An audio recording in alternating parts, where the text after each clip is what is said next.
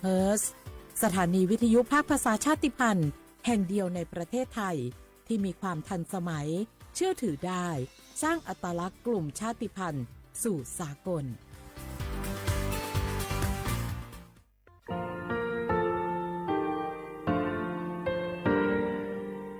งาคือมีติปิเพกาวิเชลงาคือติกาติชื่อแลติเลเพกาวิมาเฮยาค่างาคือชอยาออตุคโลกาติเชวิออคืออคาติผาคาชุโยอาชุโยวิโยกาคาเดติเลอติแกกาพุติลาวิทปาตองาคือชอยาอาสติกาวิโยงาคือออตุคโลออคืออคากาติเชวิเวอีเวมาโกติยาเลเลทอกาอายีเวคาชเวเพวิโยอลักวงาคืออตุคโลอคืออคากาติยายามาเตียลาบิโลโกงาคือชอยางาคือมีติปิเพกาบิเจแลงาคือติมูติสติเพเลอติกาลิเลอาชุโยเวอเวปุตาเวกันติภาคาเสติเกคาเดกากาติเชวิทัปาตองาคือมีติปิจกิเพลากาบิโยเชแลงาคือเทโจโมคุคางาคือมียาถาตอกคอปิลาตาเวปุระเวติจเสนีเสหปามัชหปานิหิงาติจออกขอทามัววิทยาลัยวิชาการศึกษาประสามิตรโกเวออคโลจากเกรทาเทโจโมคุโฮคางาคือมียาถาปิยาลาตาเวตอกคอติพายโย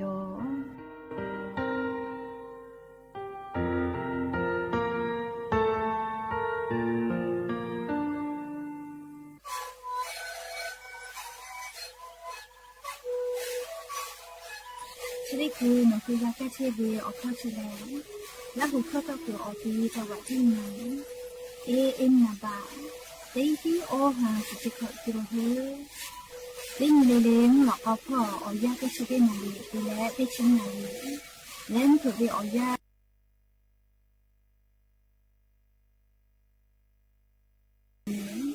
และงานละหุข้อก็เคยส่งมาในพระบูในวิดีโอ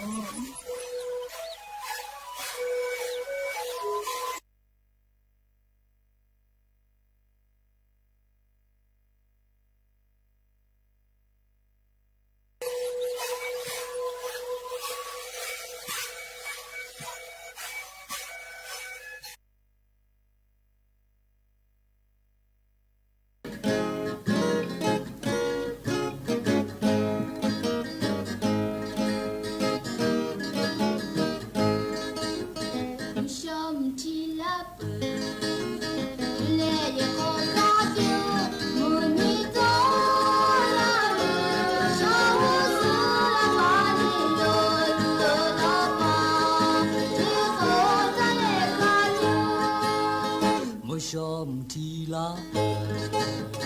จอนาริจูมากามุนิโตลาเลชายุสุลาปาเนโตมากาโอโอเจดีคาลู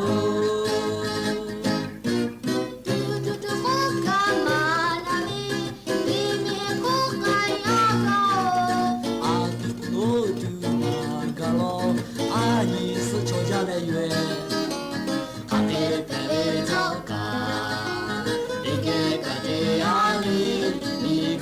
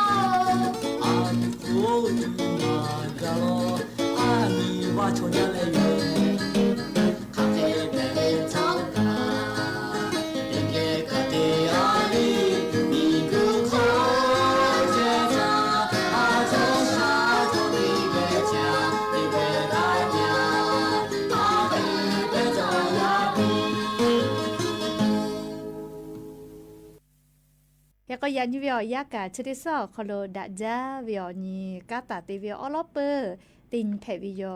อาโทมาติจืกาออลอเปอร์ตินีอคือปืทาตาดะวิลโกเลียออเลคาไกดะตุโยเจยก็ยันนี้เลียงาฮือดอคาเตคายอวิตอคอติยาลิเลกาชดิซอคโลกาตาเตเวออลอเปอร์ตินแพวิทาปะตอดะวิทาดอเลดะวิทายอเลดะวิทาติแมลิติกาลิลิกาโอกาปิลาวิโยกากาติเชวิชติภาฮาเลเลนิคาสุเชโลเลียมาติเลโกกากาเตียโกเลียพูกากุจอเฮโกไลกากามาจอจัตุมาจอดอหากะหาเพบอวิอเจติภากาพูเชวิโยติภาลอกวมือตาวาตาเวมอพูจิพูกามากอจอเปียโกเลียอปื้อมาจอกาจัดชจังาเวลาเลเตียเวนะอยากค่ะอสอญูตอลาเลฮอมากาลาโกลีจีเซเวกามาจอเวเลเขก็ไล่กาดอหาเชเวอาทมาพูอยู่เลดีเซตุเลก็เลยดอหาเชเวชอกะจอวิโยชะดาปะตอคาเคกาพูกาแผก็ทอกางาคือนิมาโอกาตานิปีมาดาวิอญอยาจอเวคาชูเลดาวิอญอยากะจอตุโยมาดาวิอเจทานี่คือยุคากาวิลโกดาวิอยาคโลเนคือกาฮาเลตุโยจิแมเตกาลิลิทานิมาโอกาจอลาตัวโปเลโอกาปิลาวิโยแมเฮก็ยันนิเวอยาเลขอฮาปาจูฮาปากาปุลาโลเลฮาปาพูจาปาชอติพาเลก็เวนะฮาปาปุลาพ่อเชียลาโกเลดอลกุจอเวียมาเตเลโกกาเตียเวฮาปาฟูตอเวนะเลเคขอติกาเลกาอาสาติเชเวียาคโลดอลกุจอปิแมเลติกาเลกาเฮก็ยันนิเวียาเลขอฮาปาจูฮาปาคโลยะนี้ชเซนี้ยะนี้แลวันแพวิโยและจะขอโทษกันนี้ชงาขอสขอโยแมหาวิอเนี่ยราหุยาติเผาเตนิเลมุลกอวิอยาติชตินาลิตาเลสาวุมลกอเตชนาลิทักกายเตนิเลงาคือราหุเข้ารายกาอบุดาจากวิอคโลวิทยุเรดิโอพอ AM ติฮิวอหาสุจิขกิโลเฮิรตซ์เตไลพองาคือราหุเข้าตอไกเชวิโยนี่พอติพอ Facebook Fan Page จะได้ขอจะแจไลฟ์สดตอไกเชวิสวทเชียงใหม่ AM 1476พอไลฟ์สดติดต่อไกเชียวอวิอเนี่ยราหุยาติพาทอลุลาเลกากากามอปุวิลกุกะอชอปะทะไปปีแพวิโยติกาติไลติกาติแชร์กดไลค์กดแชร์ติแลลิติแกนี่คือราหุชอจิทาโอกาปิดักไอแพวิโยแล้วก็ยันนิเวอยาเลยูเวลาเวซาตาติพาไลรอยูเวลาเวแม่อวิอเนี่ยราหุยาติพากาเลโนฮูเกลเวอจุเจเวซาตาติพาฟูตาลาแพวิโยชป้อเวอลอกาเลโอป้อเวลาหุยาทากาฟูปิแม่ใครแต่ละโอป้อเวอลอกาเลชป้อลุเชตาเวงาคือราหุยาทากาฟูลาแพวิโยงาคือราหุชอเจเลคาติมีคากาติคาลุเชตาโกทออาชิโยราหุชอเจทาตาพักไอปิแม่ราหุชมคโกเวติกาติเชโกลาชิลาเจเลลาชิลาเจแม่เลติกาติเชโกชะตาปตอมัวชติเชเลอาชิโยราหุชอเจทาตาพักไอปิแม่เฮโกโนหุกะนะเล Facebook พ่อกามวิทยาทานี่คือราหุยากะมีพ่อวิสาตาติแกกาหาอยู่ใกล้ตัวโปเลกากาเปเปียละเชเปียละเลสาปีมาก็สามารถลาวิจิแม่ปีเวอคโลฮาเลดอซาเวอบูกาตุโยจิแม่เลก็ติกาเลกาดาเวอบูฮุกาเวลโกเลอลอปีเสพาปีเสมากะเพอันนี้เลปีเสพาปีเสมาเพวิทยาทาเลฮาเลดอซาเวอบูงาคือคาเคกาติหาอยู่เวคาเคกาติขาจาเวอเจติพัทะนี่คือกาหาอยู่ตุโยเลจัดตุเลเมมาเมวิชอกาจานิเวเลจานิเวลโกเลคาเคติเมเวนี่คือฮัตแต่เจติพาเลจาวิทยาทาทูลาปุวิโยโอเวคาชูเลดาเวอเจติเวอคโลกาเลอบูคาเคติกาฮาเลดอซาเวคาเคติกาเวเลนี่คือตัวอลอกาเตียนิเวเลเตียนิเวติยาทากาหาอยู่เลกาขาจาตุโยเลดาเวอบูติพัทกาเฮก็ยันนิเวอยากาเลยูเวลาเวซาตากาไลรอจอตาวิทัปปะตอชะที่คือเรียกคืออลอปติแกยูเวลาแล กะดะเจดะไกตุเวแลลิงาคือเมียวคอโลแพกไกเชเวอ๋อเจ้ายามุชามุยิมกะมุหอพอจ้าดะเวสาตาอลอติพัทธะอลออยู่เวลาแลลิงาคือติแกเก่ามาดะไกตุโยแม่จีจอปากกรมอุตุนิยมวิทยาพ่อยุคือฉันยแต่นีแลยะนี้ชะเซนีขอฮาปาจูฮาปานีหิงาหาขอจีขอคอโลงาคือเมียวคอโลแพกไกเชเวอ๋อเจ้ายามุชามุยอลอสาตาติพัทจะไกปีลาตาวิโยแม่งาคือไทมีกอคโลกาลิกาลาตูเววุสพอนชอนาริเวอยาวคโลงาคือไทมีกอคโลแลมุยกอลุลามาแลเตกาติติแลมุยกาลามาจากิตุโยเจมุยลามาจาลาโกเลละจละฮาเวอเจติพัทะกูเฮเลกาฟาตาจอเวแลให้ปุขอวิกะลูลุลาอีกะโทเวมีปะเวเลมิงกุยอเจลาเวเจติพัทะกูเฮเลฟาตาเจไทมีกอฮอติตอลาเชออาดามาเลเอาไทพ่อกะลาเชออีกะกุบาเฮตะลาตุโยเจเฮโกฮอโลโกฮือซาพ่อกะและฮอโลโกมาโกลิฮือซาพ่อกะแล้วลาเชอพ่องาใจวิชอติพาโลโกกะเลสติตะแต่ก็และเลอลอสาตาติพาปิลาตาวิยอมเฮโกยันยังงะคือไทมีกอคอโลชอปาโอปาโลมุชามุยีเลใครเพเชเวก็เลยเอาลอบเปิงคือแท้มีอนาติต่อพ่อญาณิสามแท้มีอนาติต่อพ่อโลกาลิยานิมุยจอมาลอแม่ติฮาเวียสุดเปอร์เซไคเบหุตาลอเฮก็สุดเปอร์เซเบหุตาเลมุยลามาจากไอตัวเวอตีแลเลจังหวัดเมฮอซอจีใหม่จีให้พะเยาลำพูลำปางน่านแพร่อุตรดิตถ์ตากสุโขทัยพิษณุโลกและเลจังหวัดเพชรบุรีพอขไกเจอย่างนี้เวียวยาวคโลมุยติฮาเวียสุดเปอร์เซไคเบหุตาลอแม่ติกาติติมุยลามาจากไกตุโยเจก็เปิดตาเลงาคือไทยมีภาคอีสานพอกะอย่างนี้สุดเปอร์เซไคเบหุตาลอไทยมีก็จะติดต่อขอเปอร์เซมุยต่อพ่อสุดเปอร์เซไทยมีก็ฮอติดต่อพ่อโลอย่างนี้มุยขะจ่อยจอมาลอแม่เลติฮาเวียคโลขอเปอร์เซตาเลฮีเปอร์เซขไกเจและกุฏิพอกะสุดเปอร์เซไขมุยเบหุตาลอแม่เลียนเวียวยาวคโลไลพอกะมุยจอมาเชเฮลอแม่เลียขกอเวียวเนี่ยละหุยาติกาเลกะมีพ่อเวสาตาพ่อหาอยู่และเลงาคือกูเฮกูฟากะตัวโปนาเลียชุยอตุทกะคาเดนิหาซะแม่ใครเตแล้วชะติซอคโลแม่มุยเลงคือไทยมีก็คโลไขแพกไกตุเลก็โคเลจีจอปากรมอุตุนิยมวิทยาพ่อยุคือซาตาก็ปิลาตาเว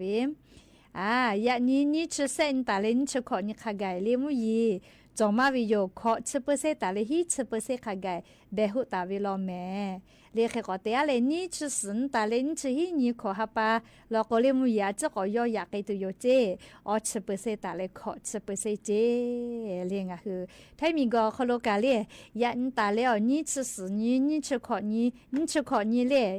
ยันตาเลนชะขอนี้เลขะไกเจอมุยจอมาลอเลขะพ่อเฉพาะโลกาเปอร์เซตกะเวียขอเปอร์เซตเลฮีเปอร์เซขะไกเจแม่เลยาก็ไทมีก็คโลเตกาเลกะจะได้สอคโลนี่ชะขอนี่ขะไกมุยจอมาลอเลขะก็เตเลนชะสนี้แต่แล้วเลหาปาปุลาพออาจจะก็ยอกไอตุโยเจเคกะมาจอวิมาเฮเลอเปอร์เซตาเลขอเปอร์เซเคจอตาวิเจยาก็ยันยังไงคือแท้มีอนาติต่อพ่อไขเพชเชเลนาค่ะพ่อมุนาเลอลอซาตาจะใจเวกะฟืตาลาเพวิโยเลชอเป้าโลเวอลอซาตากะฟืตาลาเพวิโยยันยังไงคือจิไม่วิอคโลเลนิเวติยาทามุนาวิโยเลยาค่ะคาทาคาลูกกะนะค่ะวิมาเฮเลติคือมุนาก็ติคือบาเลจอมอเลยานิงาคือจิไม่วิอคโลกะอเมกะมุยลาเวเลเคกงาคือราหุยาจอเป้าโลค่ะคิเพเชกะเลจะได้คือไลฟ์สดตาเววิดีโอฮอพอโลเลลิตาลาเพวิโยจอเป้าวิอลอติพาอยู่เวลาแลลิงาคือติแกกาดะเจดะกิจกาวิโยเลกะลิงาคือราหุยาเจ้ายาคาสเวซาตาติพาติแก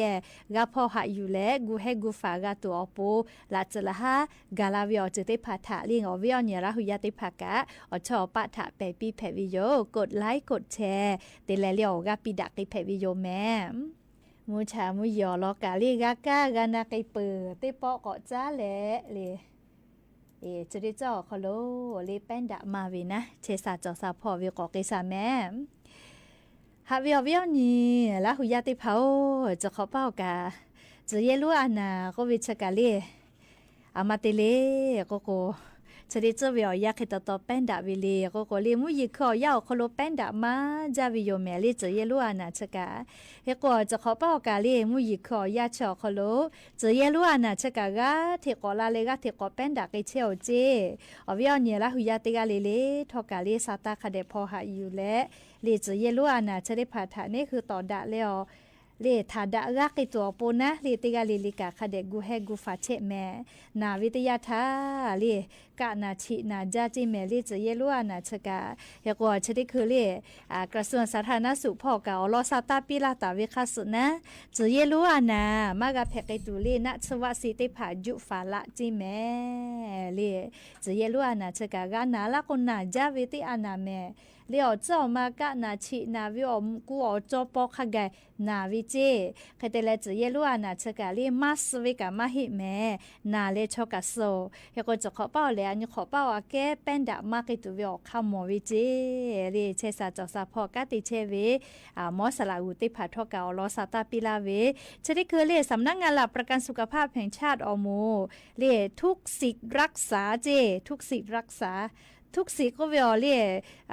บัตรทอยาวิติมูมากก็เลยอาจุยาราชการวิสิสวัสดิการเยาวิตาเลกะเลยงาคือประกันสังคมเยตาวิสิตอมุติพานะจะได้คือจะเยลุอานาเรนัชวาสิติพาจะเยลุอานาแพงไงเวสมูถ้าลอกลีจะได้คือฟรีแต่ละเลยจะเยลูอานาถ้าฝาดะตูต่อดะตูเวนัชวาสิติผายุลากิเชลจิแม่เลยจะได้คือตาเลเซชนิฮิฮาปานิฮิงาหาขอจะยขอทักขะไกงาคือไทมิกอคโลเลยจะเยลูอานาแพงไงและนาเฮจางงไกเวติมูทะนาเลจะได้คือกระทรวงสาธารณสุขพ่อนะสวะสิติผาฟรียุฟาลาบิเจเลเอกว่างาคือ10 บาททองจอตาวิชอติผาลอกเลแอปเป๋าตังออกคโลกะนาชวาซีนเลจะเยลุอานามากับเพกไอตุเวชติผาหาอยู่เพวิโยเรียกเมกุเลหาอยู่เพวิแมเลแอปเป๋าตังออกคโลกะเอกว่างาคือเช็คกอติออกคโลโรงพยาบาลส่งเสริมสุขภาพประจำตำบลมาโกเลนี่คือเชตาเวอาเพื่อคโลเวนาเฉยติผาคโลนคือไกและจะเยลูอานาเลฟาแล้วต่อดะไกตูเวนัชวสิติผาจายุฝาไกเพวิโยยุฝาวิทยาธาจานาปุกามานาจาเจเลชราปะตองาคือติชื่อมาจววิอาเกเลนัชวสิติผายุฝากาวิลโกอาจจะเควิแม่เลจะเยลูอานาจะเพปุวิลโกกะเฮโกจะที่คือเวียวยาลิงคือไทมิกอคโล10 บาททอคโลจะเยลูอานาถ้าฟาตุเวนัชวสิติผาฟรีปิไกเชวิแลลิสมูจวิโยจะเยลูอานาเพวิทยาธาเลเพจาเลนาจาลอวิติมูนาลิสมูจวิลิชอคโลเชอวิชอติผาจะจุไฟเพวิโยยาเซทางาโกไกปุวิอติอคโลเฮกว่ามามูเลโกเลชอมอชอเกอาสาขอชงาขอคูวิเจเลชมอชอแกอาสาขอชงาขอโคเวจะได้คือเลจะเยลุอานาถ้าต่อดาตุเวนัชวาสิติผาจายุฟาละเจฟรีเจแมเลียวฟุมาเปตาเลเลอานาหาซาเลมานายชีปุเวสานาเลคเดนาเมอชพูอานาซาวจะพ่อเวอานานิมาสอานาอุโนเนพ่อสจะพ่อเวอานาอลาสบาวาอานาและมาเลอานาแพะเลอเลเคมีบันบะกาเยเชเวติมูเจเปตาเลอตุชูจาเวติมูกาจิแมเลคเตเลทาราซิเมียเล HIV อานาจอวิติมูกาเจเปือเลยยาอาสาขอฮาปาตาเลนิขอโคโลวิติมูและเลคนพิการนาชุยอตุกามากาวิกาเจ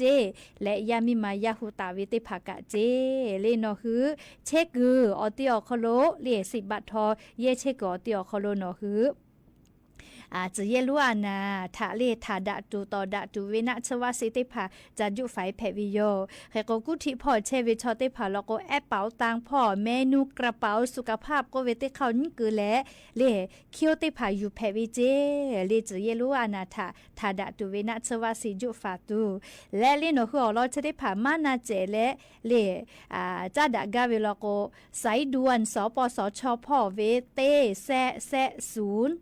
ใครแต่ละฮีก็ก่อนยี่เวเจเล1330เปื้อกกด8เจแม่เลสายด่วนสปสชเวเฮก็ยันตาและเซชเตญีฮีหาปาญีฮีงาหาขอจีขอคาไกเลอยาชอคโลพวาเวเจเลจะเยลัวนาทาฟาตุเวนะชวาสีชอเลติกอเพื่อโกนะไล่กะหะกะจุเวเปือขอน้อเลแต่มาเพวิทาปะตองาหึมเมียวคโลนาชวาสีจะได้ผ่าจุฟาเวกะฮีหาปาชอคโลเลหะจุฟาลาตัวอโปสปสชพกะติเชเวอโมติผาทอเลียวอลอซาตาติผาจะเคปีลาตาวิโยแต่ก็แลเลียววิอนี้ลาหุยาติผาทาเชซาจอซาพอจันดาเวอลอซาตาจะเคอยู่เวลาและเกามาดาวิโยแม่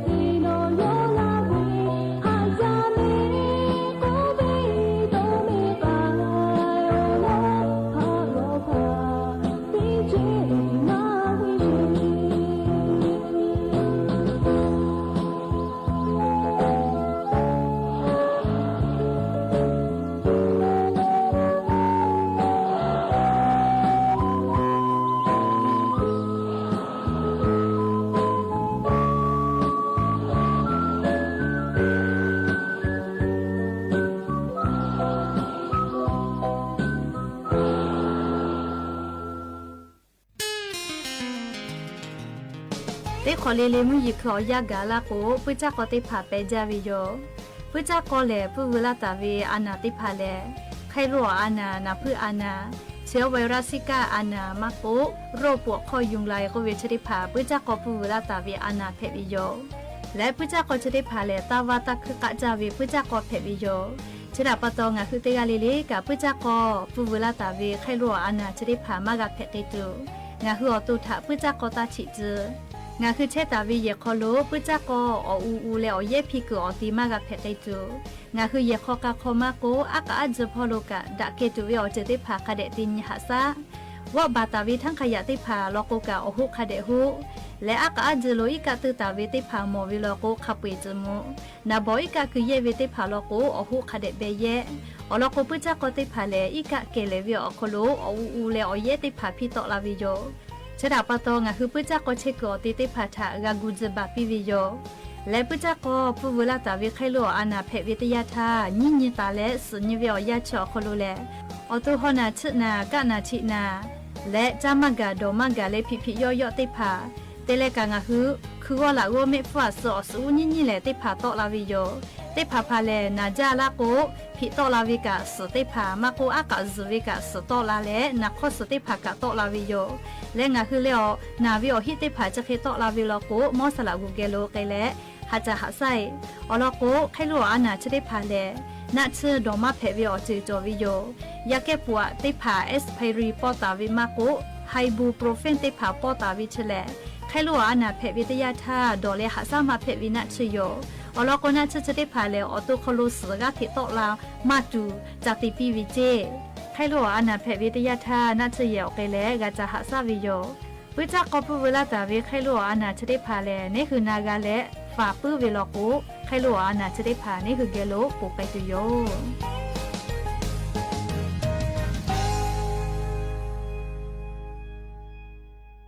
และอย่าปื้อฮาติปอทอกาชิลากาลาตุเวอลอซาตาติผาจะใครไม่จะได้โยแม่ลุลาเลกากาพนาเลอโอกาปิลาเชเวติกาเลเลกาอบูจาแม่ติกาเลเลซแม่กาแม่เชซาจอซาฮาเลดอซาปีอบูจา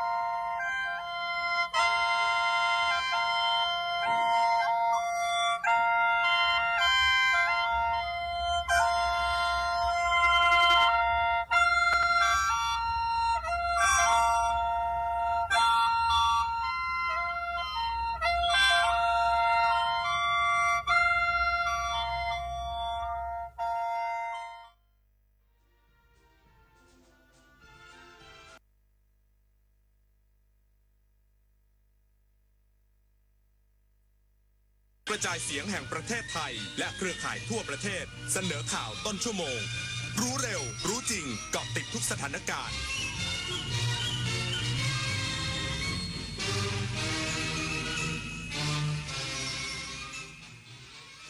รับฟังข่าวต้นชั่วโมง 21 นาฬิกากับอานนท์ นันตะสุคนครับแม่ทัพภาคที่ 1สั่งงดการผ่านเข้าออกตลอดแนวชายแดนไทยกัมพูชาจังหวัดสระแก้วอีกสักครู่กลับมาติดตามรายละเอียดครับคนไทยรักสุขภาพฟังทางนี้ขอเชิญร่วมออกกำลังกายสร้างสังคมสุขภาพดีกับโครงการแสงดวงใจไทยทั้งชาติเดินวิ่งปั่นป้องกันอัมพาตครั้งที่ 11 เฉลิมพระเกียรติด้วยแนวคิดใหม่ออกกำลังกายเป็นนิสัยห่างไกลสโตรก No Stop No Stroke สมัครได้แล้ววันนี้ที่ wrb11.thai.run ถึง 31 สิงหาคม 2568 มาร่วมกันทำให้การออกกำลังกายเป็นส่วนหนึ่งในชีวิตประจำวันแล้วมาเดินวิ่งปั่นพร้อมกันทั่วประเทศ 2 พฤศจิกายนนี้คนรักสุขภาพต้องไม่พลาดงานมหกรรมสมุนไพรแห่งชาติครั้งที่ 22 กับสวนสมุนไพรแห่งการเรียนรู้คลินิกให้คำปรึกษานวดไทย7 กลุ่มอาการชิมอาหารสมุนไพรจากเชฟชื่อดังช็อปของดีราคาประหยัดจากทั่วประเทศแจกต้นสมุนไพรฟรีพร้อมกิจกรรมเวิร์กช็อปและผลงานวิชาการนวัตกรรมสมุนไพรไทยระดับโลก 2-6 กรกฎาคมนี้ณหอ 11-12 Impact เมืองทองธานี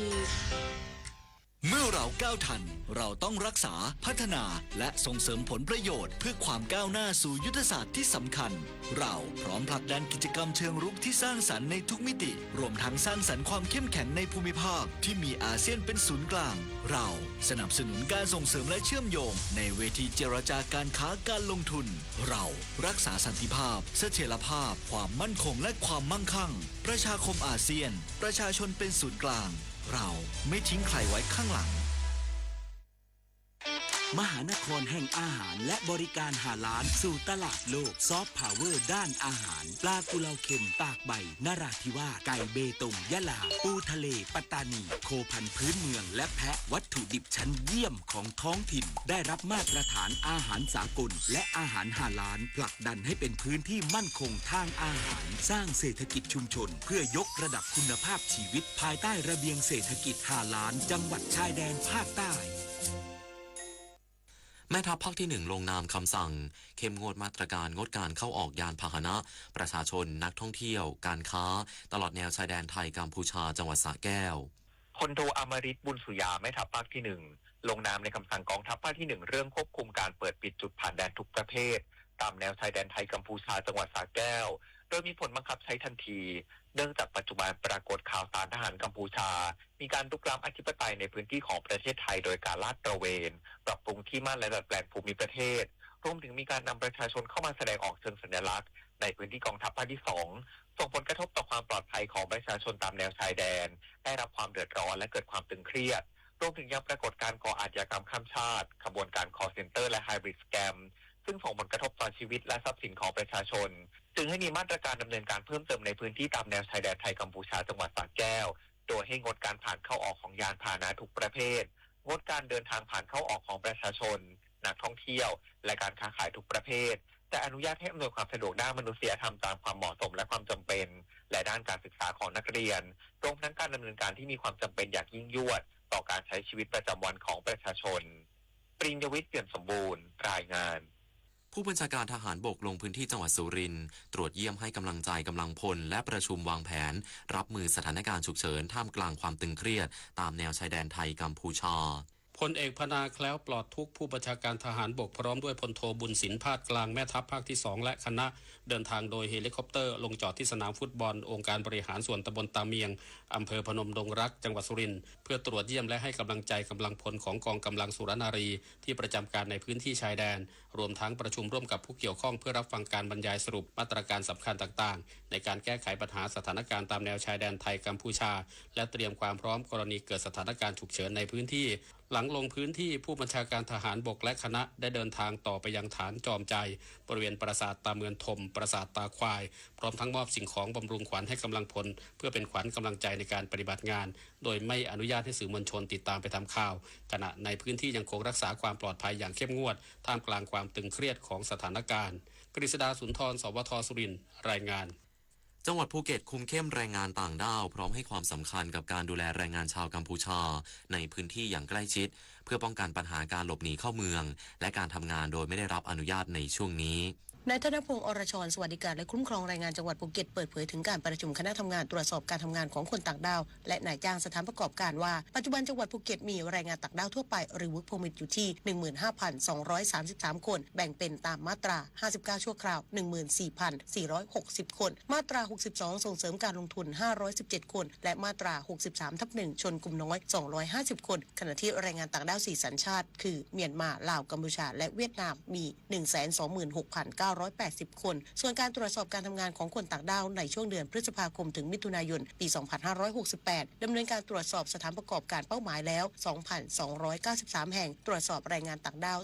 20,060 คนโดยมีการดำเนินคดีกับนายจ้างจำนวน 9 รายและการดำเนินคดีกับแรงงานต่างด้าว 48 รายนอกจากนี้ที่ประชุมได้เน้นย้ำให้ความสำคัญกับการดูแลแรงงานชาวกัมพูชาในพื้นที่อย่างใกล้ชิดเพื่อป้องกันปัญหาการหลบหนีเข้าเมืองและการทำงานโดยไม่ได้รับอนุญาตจากสถานการณ์ชายแดนไทยกัมพูชาพร้อมเน้นการสร้างระบบการบริหารจัดการแรงงานต่างด้าวที่เป็นระบบและมีมาตรฐานตามนโยบายของรัฐบาลอย่างเข้มงวดนวพันธ์พรายพันธ์สวทภูเก็ตรายงาน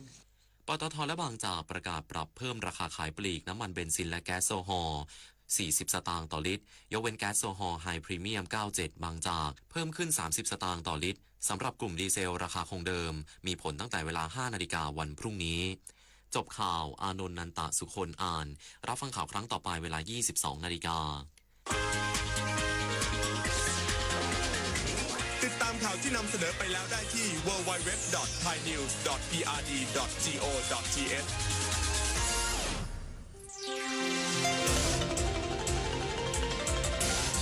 วิทยุแห่งประเทศไทยให้ความรู้คู่ความสุข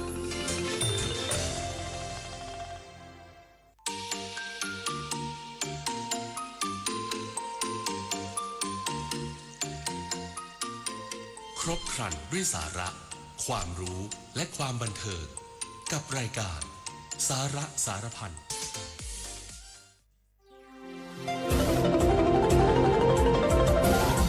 วิทยุแห่งประเทศไทยให้ความรู้คู่ความสุข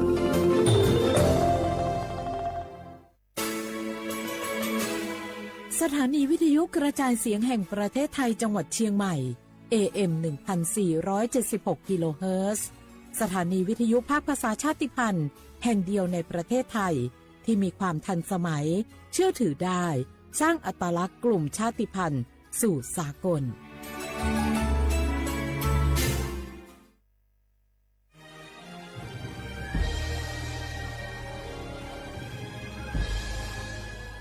เกิดเป็นคนไทยเติบโตบนผืนแผ่นดินไทยจงภูมิใจในความเป็นไทยชาติไทยเรานั้นนับเป็นชาติที่มีความเป็นมาเก่าแก่ยาวนานเรามีภาษาวัฒนธรรมและมีสิ่งต่างๆที่เป็นเอกลักษณ์ให้เราได้ภาคภูมิใจในความเป็นคนไทยเราควรเห็นคุณค่าและมีความรักชาติหวงแหนแผ่นดินอันเป็นมรดกของบรรพชนร่วมภาคภูมิใจในความเป็นไทย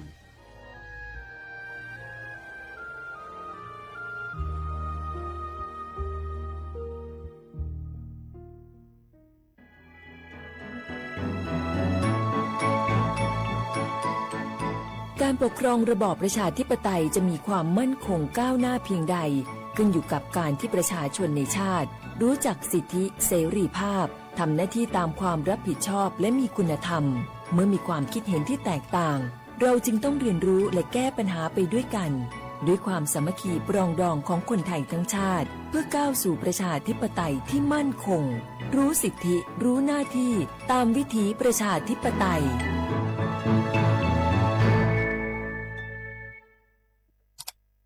อ้าวแชร์เข้าไ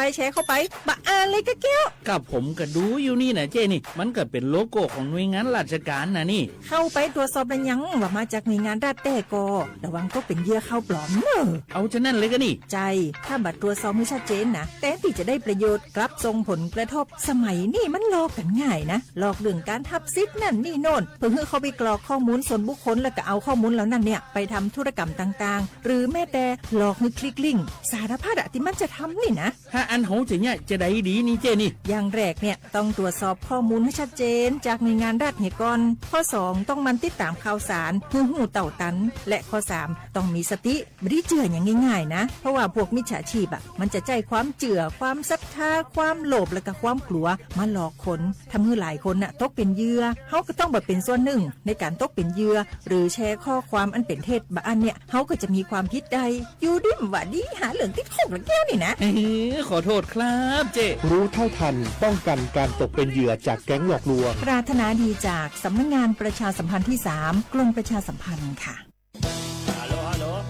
สวัสดีครับพี่น้องอายุนี้เดือขยาวโฆษณาไกกะกอสถานีวิทยุกระจายเสียงแห่งประเทศไทยจังหวัดเชียงใหม่พปานเนอบีเคฮอมอนาแอออนหลิญาเมเจสถานีวิทยุกระจายเสียงแห่งประเทศไทยเฮนาอย่าซิมก้อนบีอดูอย่าล้อนแต่ช่องหางละหาเชลกับปจักกันเนอดูพ่ออีสอนีกามาเล่าเนกามองขากากายกุญาอายุเนียวโฆษณาบีเกหมอญาแลนึงมาอ้อนนานากาไงเหลียวแน่ไงชนยังง่ายีเนียวนากาสังโบนาก่อนนี่จำยองาซุงนี่สีโกจำยอโกแย่และงาเดใจที่โบนาก่อนนี่จำยอเวนี่โกแย่งาสีเวและงายีเนียวมาเจอเกญา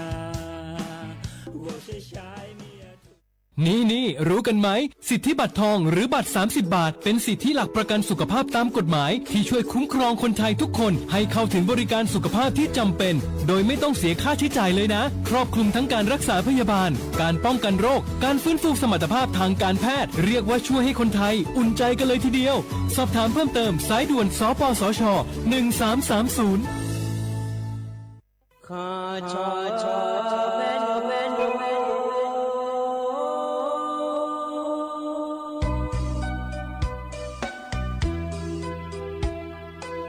你照顾灵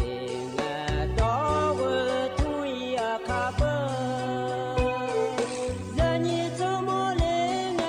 到我朝呀卡不，朝怕马西早茶路啊那一步，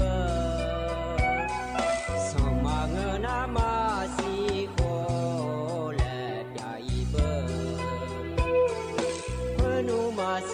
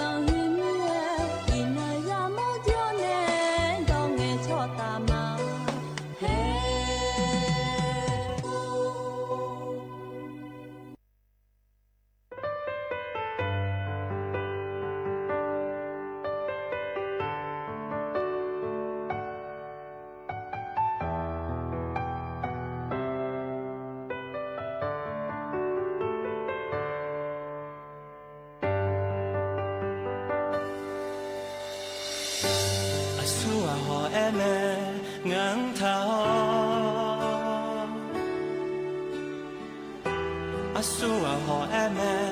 thaga phade khamo ho eme isha ngale pyu shu mada gama mada tika jotana yasha seme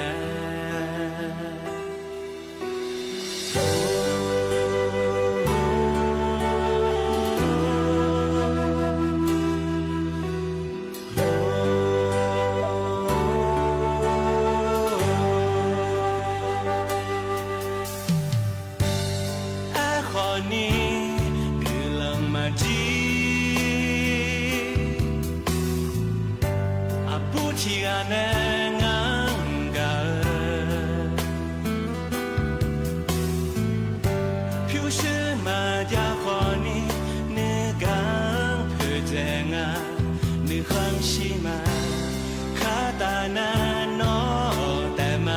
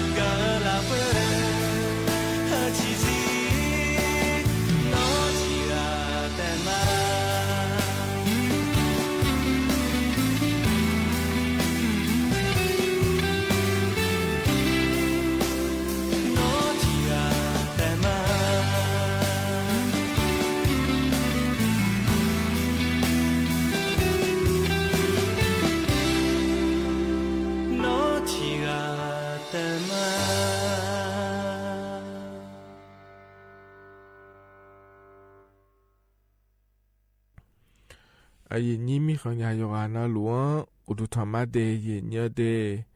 အညုံချီယဂဒူလာယေညောဂျောနာဂျာတီနငနာချလာမဲယေညဝန်จานငနငါနေယေညီလောတမီနေလော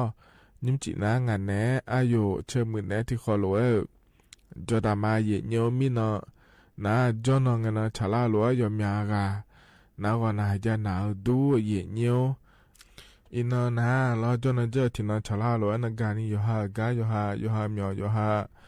ยำดาวเนี่ยลอเลยนี่อินุมนะลอนะอายามชะลาเนี่ยอีตุเดียวหอจะได้เนี่ยกว่านะอายามเราเคยนะหาหายโจดูลอเยเนียวที่ขอลัวจรามาเดเยเนียวเดก็ก็จนเนี่ยนะหาลัวมาขาก็ปะเนี่ยนะหาลัวมาขามาเยเนี่ยเฮกามยอมูดูลอสถานีวิทยุกระจายเสียงแห่งประเทศไทยจังหวัดเชียงใหม่สำนักงานประชาสัมพันธ์ที่3เฮนาขอเนี่ยมาข้อปาข้อเนี่ยเฟซบุ๊กปาเนี่ยเย็นนี่ในจนนนาลุนาอันมาจานี่ฮอลัวถอนเจมาเดเย็นเยอะเดที่มีเนี่ยเย็นนี่เนาะนาลุนะหันยาแม่เย็นเนี่ยที่อนายุจีฮอล้อเฟซบุ๊กปาเนี่ยมามาข้อปาเนี่ยมายากานะขอเนี่ยสิญญาพายรอโยนะหันยาเลยแล้วจากการเดญาเดเย็นเยอะเดเย็นเนี่ยเดือดข่าวต่อเฮการัฐบาลก็รอเย็นเนี่ยก็ต้นเชือก็ทันทีในนะหันยาเฮนารอเย็นเนี่ยอุศปานานาลีเยละในเวลาอุจินะเฮยามกันในนาลีเวลาในนาลีเชหลังเกินนี้เด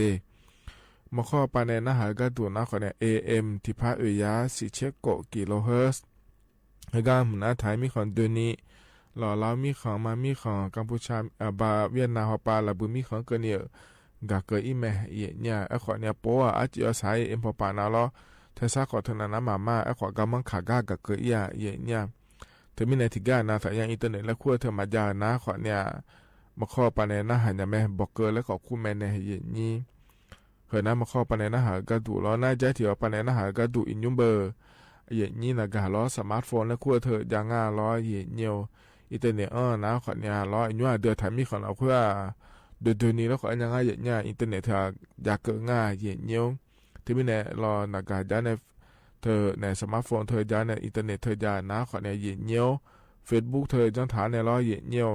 เฟซบุ๊กปานในนะหันยังไม่เดเย็นเยี่ยวเดเมียวอ้วนตัวรอเฟซบุ๊กชมยาหน้าสวทจุดเชียงใหม่ AM 1476กิโลเฮิรตซ์เธอรู้ไม่เดสวทจุดเชียงใหม่AM 1476กิโลเฮิรตซ์แล้วก็พอลนานุมาเยเนียวเธอเนี่ยมีของสิละคืออากพอปาจอในนะหาลัวขอนี่รอนากาเธอยาในสมาร์ทโฟนเธอยาในรอFacebook เธอยานะหาเกินยาแม่เยเนี่ยรอเธอมีเนี่ยเยเนี่ยชวนมีคนจอในก็จะมุจะขอต่อแม่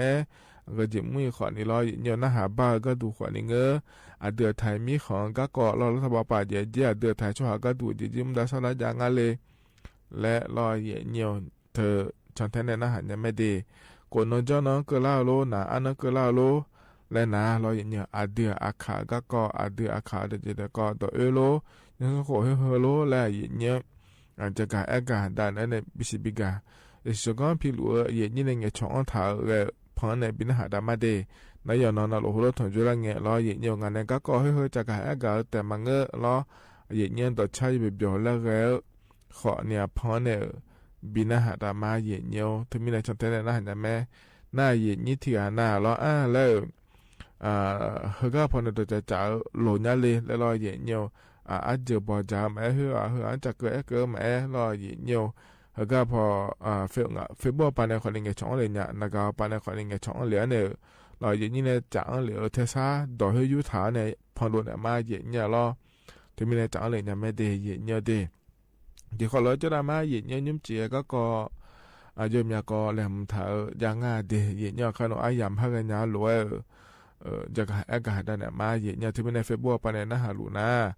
กดไลค์กดแชร์เถอะเดี๋ยวไหนเนี่ยไม่ได้อย่างนี้มาดำแบบยำเฮนะเย็นเนี่ยอันเนาะเดี๋ยวแม่จะกาได้เนี่ยมาเย็นเนี่ยนิมจีฮกาเย็นนี่นะทอนจูเดืออาคาอันนั้นยะที่น่าฉลาดเดเย็นเนี่ยบลาสีล้อเย็นเนี่ยเฮสีน่าขอเนี่ยโกสีอาขอน่าเซที่ของเดไทยอันนั้นอินาวันจันอันนั้นนิเชซุมบลาเฮสีน่ามิถุนายนและขั้วเสียเดอาขอลานิพังยาโกเชียงเดเย็นเนี่ยเฮน่าขอตัวละตัวล้อเย็นนี่นะทอนจูนิมจีอายามละขั้วเย็นเนี่ยเฮกันนั้นแต่ชาติบิมแล้วนะฮะดามาเย็นเนียวซาจายิมาและชาต่อชาเดที่ขอล้วนนะฮะเปียดามา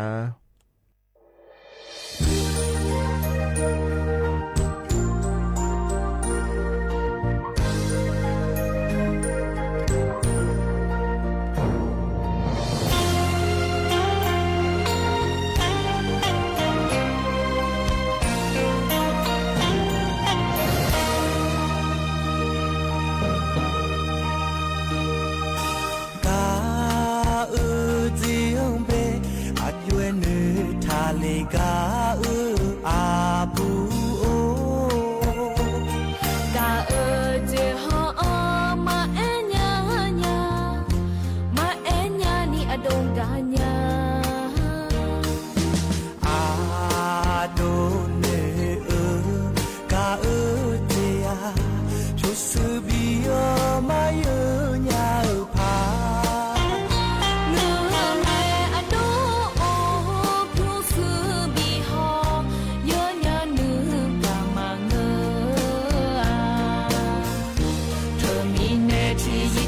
กาเนื้อกามาพาอีสา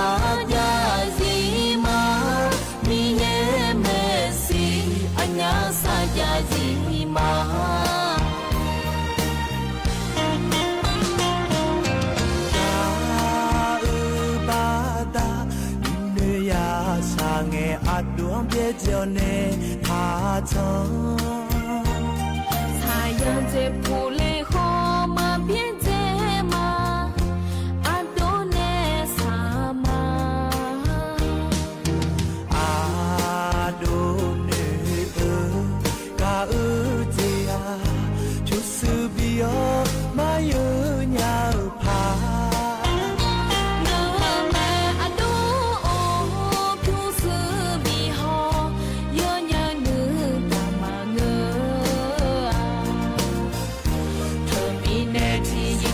ga ene ga mapai saya zima miye mesi anya saya zima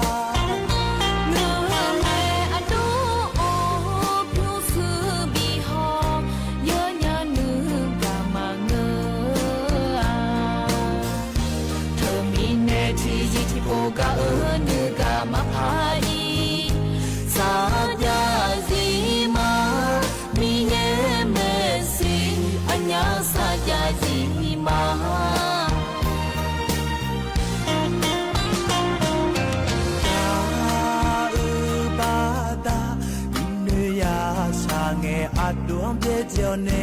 他曾。太阳在不雷后嘛变在嘛，阿多内萨嘛，阿多内嘎这呀，就是比较嘛有鸟爬。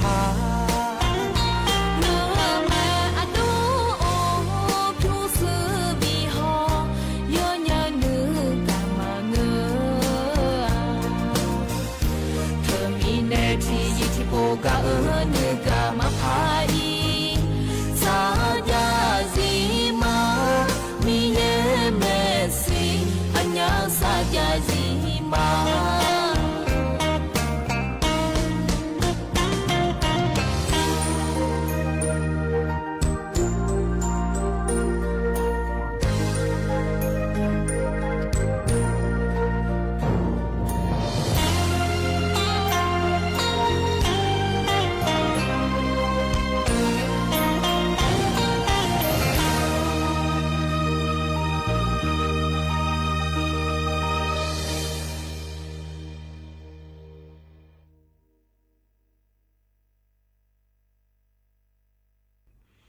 แต่การยุพันในปีหน้าหาดาดอชา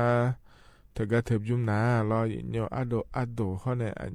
อยู่ฟ้าและขั้วในชาดอช่างอาเดนนะฮะเบียวดูโยกานะลูกรออย่างเนียวแต่การจนปาล้อในนะฮะล่าอย่างนี้โยกานะลูกอุดุธรรมะอย่างเนียก็ปาในนะฮะลูกมาขายมานิมจีน่าจนเจอที่นังเงมีชาล่าลูกรออย่างเนียวงานนี้อายุเชื่อมือนะที่คอลูกจะดามาดีเฮกันเนี่ยนะร้องอันนี้ก็กอเลมถ่ายเย็นเย็นจะกระหันแต่เนี่ยมาเย็นยงอันดับแบก็ก่อนนะขอนี้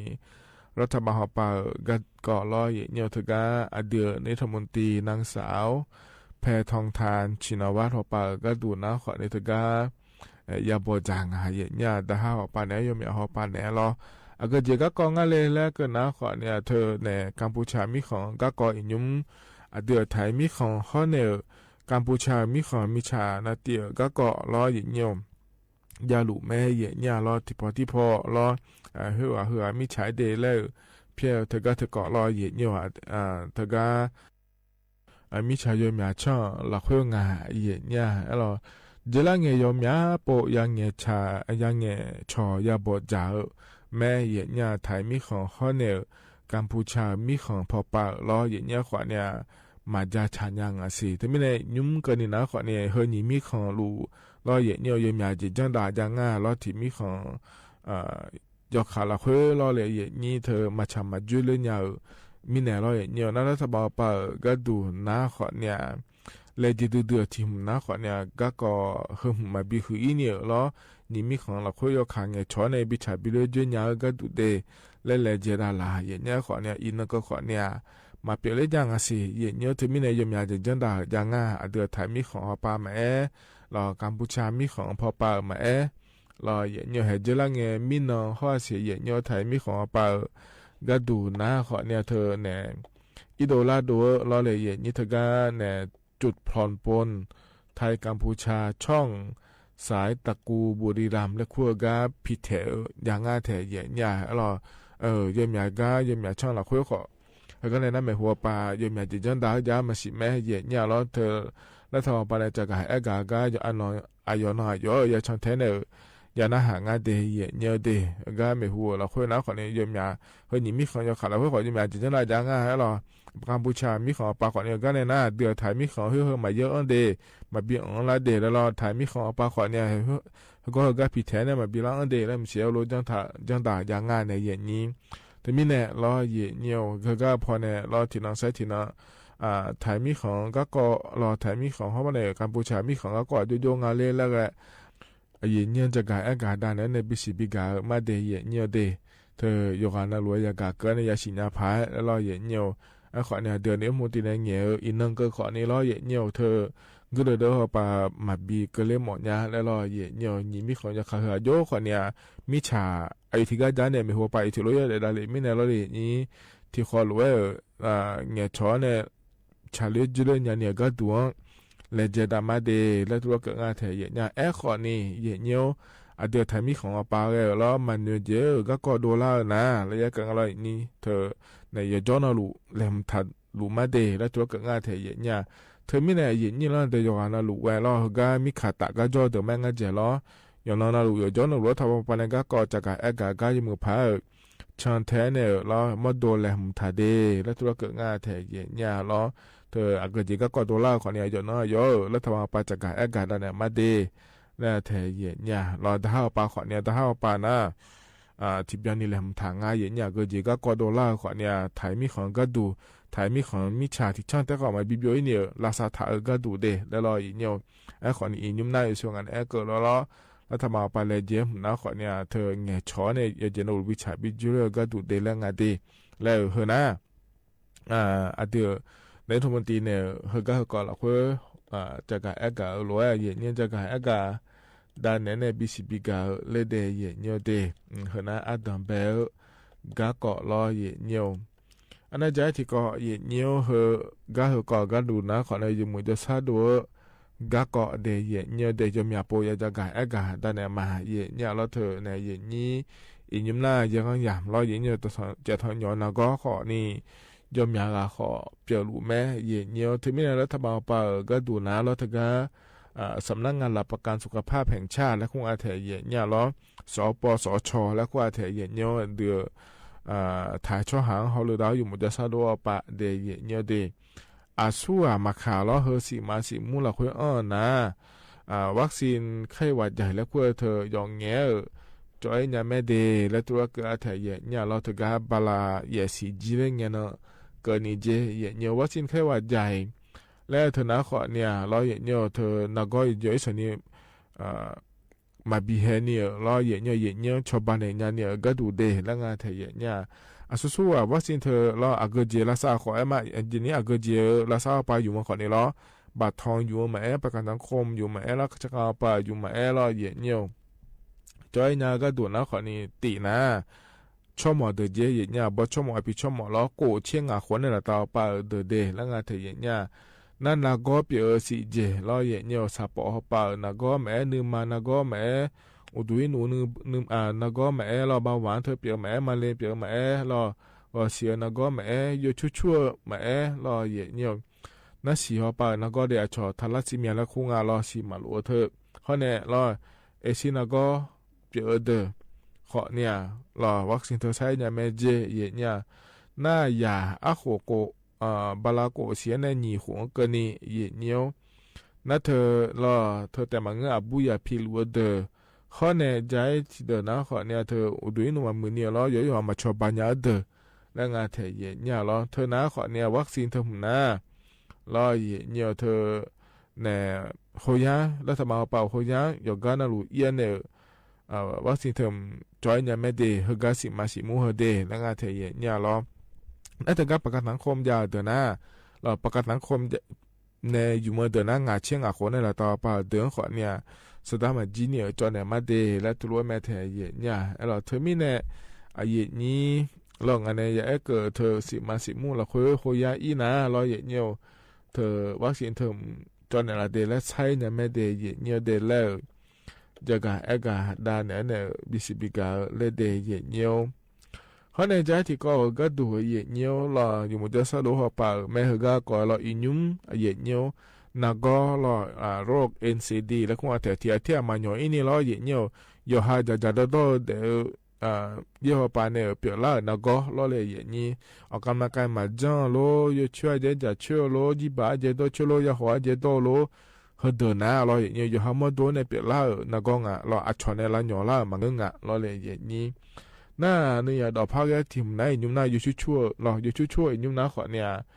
นักก็งาเดียเนี่ยนักก็แล้วสอทางงาเดียนั่นนอยาเดยุ่งอยู่ชั่วเมียนี่ชั่วละอย่ามองงาเจียเนี่ยที่นั่นหัวก็ดูแล้วทำมาปากเดือดถ่ายชั่วเธอชั่วบิกาคาเลียก็ดูเดลเลยอยู่ดื้อมาเลยเจดูงาเธอเนี่ยรอเธอทีมเขาเนี่ยจะทีมก็ดูนะขอนี่อาจจะเนี่ยถ่ายชั่วเฮจิบาเจมาบิดดอนเนี่ยจะเนี่ยผังอะไรยาขอเธอมาบิดดอนเนี่ยอาจจะเนี่ยผังอะไรรอบิกาคาลินยาผังอะไรแล้วน่าเธอแต่มาเงอะรออย่างเงี้ยจะโตก็กังไงสตาเจตาเลยกังเราเธออย่างเงี้ยสัตว์แต่มาเงอะเดชโลอยู่เจน่ารู้รออาเจมาดองเนี่ยรอถ้าก็ยูจังอาเจมาดองเนี่ย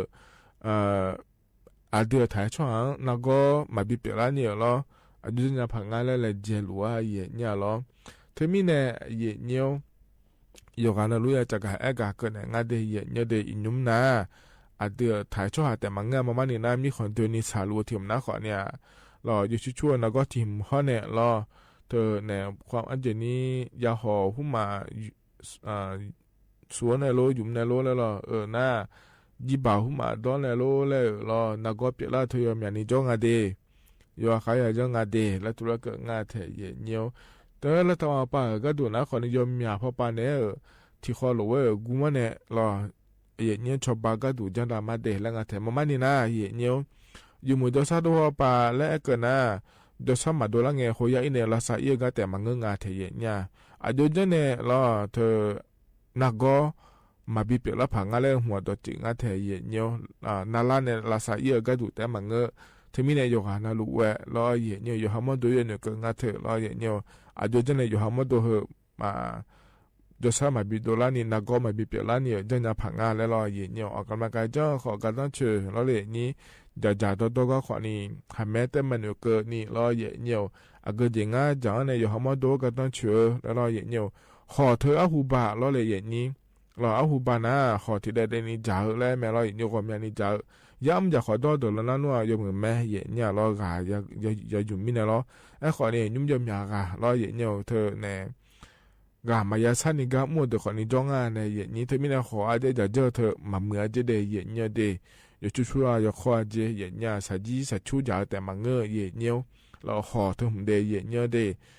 ของอย่าจ้องอาจจะอย่างเงี้ยอาจจะเธอจะเดแล้วแต่อย่างเงี้ยเดที่ไม่ได้อยู่มั่วจะสะดวกก็แล้วก็นักขอนี่เขาก็พอในแบบยังค่าอย่างเงี้ยจะกับได้นั่นเนี่ยบิสิบิกามาอย่างเงี้ยที่ไม่ได้หรอ也เนี่ยอยู่นอนนาลุเราเฉยๆถึงจุดนั้นไงเนี่ยเนี่ยถาลุเราอยู่นอนนาลุเนี่ยฉันแทนเนี่ยนะฮะแต่ยังไม่ได้เนี่ยดีขณะยุ่งมาตอนไปยามเราคือเนี่ยเนี่ยถึงจุดนั้นจะการได้เนี่ยบิสิบิกาเดเนี่ย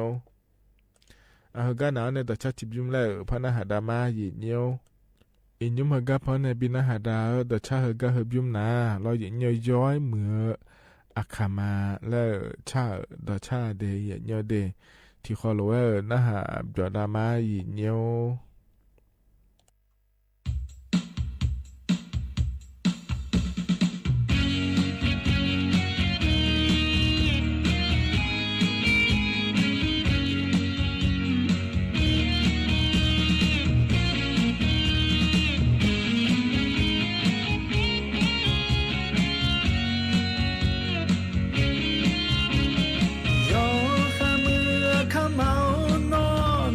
阿姐来塔里，多么多特那么，阿姐来我查嘞啊，阿卡玛诺阿姐么面啊没许他穷啦，多么那啊你嘛有足足嘛个呀，阿卡玛诺就。Homoni talinga lo akado majamo nyalo akaza magmo nyalo no ada agje chonje no amma hui asua no jini la pu mama phanga no jinga lo he akame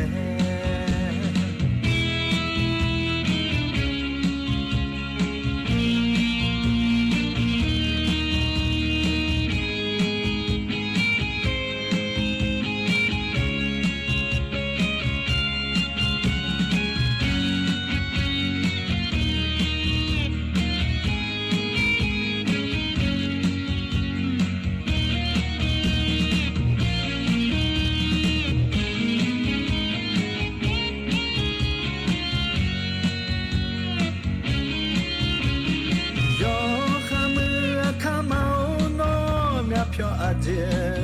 来塔里，诺么多特那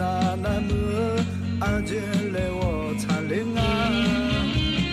阿卡麦诺阿姐么面啊没许他穷啦，诺么那啊你嘛有足足嘛个呀，阿卡麦诺就。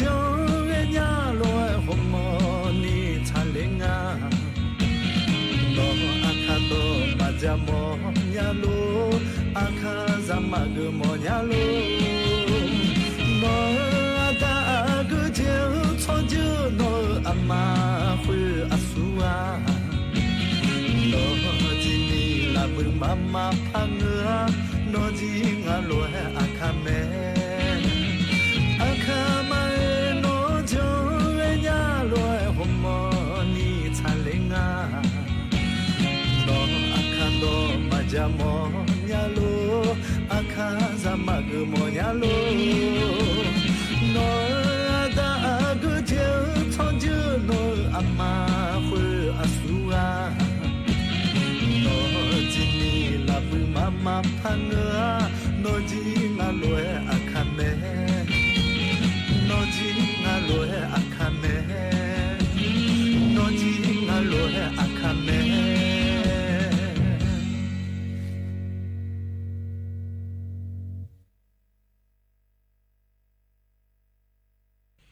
แต่ก็เธอนะต่อชาเย็นเยอะ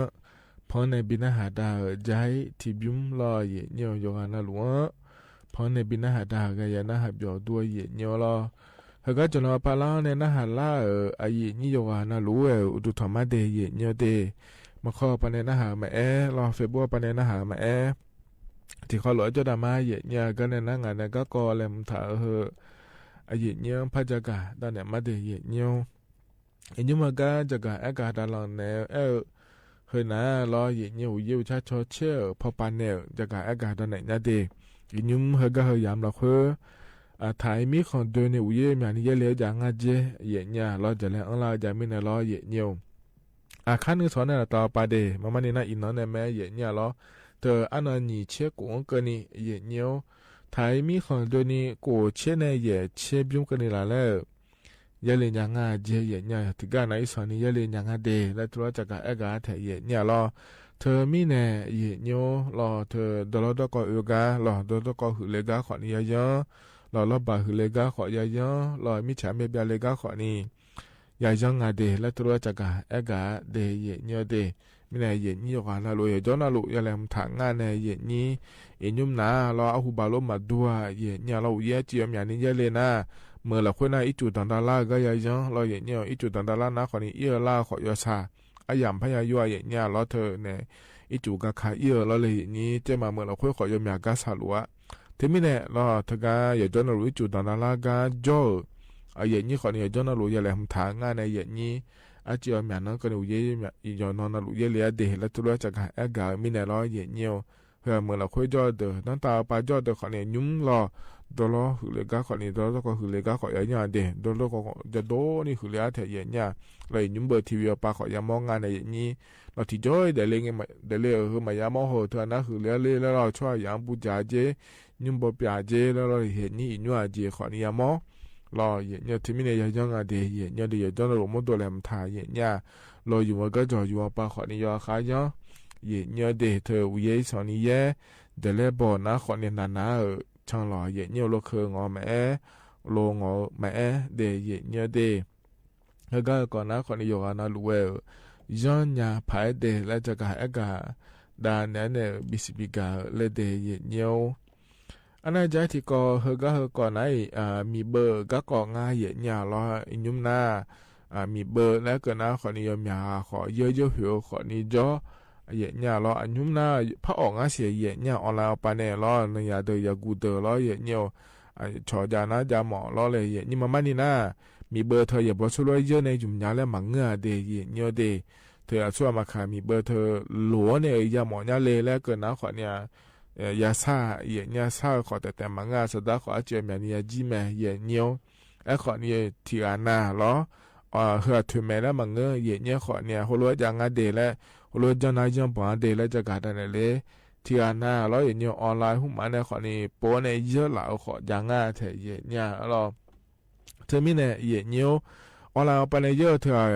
ปอนเดแล้วตัวก็งาเถเยี่ยล้อราม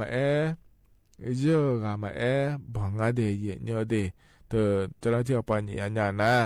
เนียวรากระดูนะเดยเนียวเดรากระดูนะขอ你活呢你切活个样也这也呢那是的第二个度那好呢怕把呢没把个你这也牛可能啊的这个好你个没也呢这个好呢ขอยัง一个度呢体活呢切活个你的也呢的สดา第二个度你怕把呢你没把个你也呢咯那มีเบอร์ยานะขอเนี่ย咯เธอเนี่ยย้อนไปจังฉันเนี่ยพะเยาขอเนี่ยบ่ซื้อว่าหังกะบาบาอีญาละญาละมังเงยเยเนี่ยเบอร์มีสิขอมาบิดองถ่ายเดเยเนี่ยเดยมยาเจยามีเบอร์ก็เกาะแล้วก็นะเลยนี่ยมยาเจจกพากะจาเดยอนอยปอยเอาละจะกะอากาศนั้นในบิกามาเราขอเนี่ยยุ่มจีก็ดูนะก็จะกะอากาศนั้นเฮนะเราเนี่ยมีเบอร์เธอเราอย่าบ่ซื้อว่าเยอะหมอเยอะญามังงะเดแล้วเราออนไลน์ออกไปในเยอะมาเจ็บมาเดแล้วอยู่ส่งกันแอก็รู้ว่าบังอาเดแล้วจะกะอากาศได้ในบิสิบิกาเลยเดเยเนียวนะเฮนะต่อลุเรายุ่มจีอากาศเยนี่นะถอนเจออายามเฮละค่อยจะกะอากาศได้ในบิสิบิกาเดเฮกันหนาวต่อชาติพิมพ์แล้วพานะหาดามา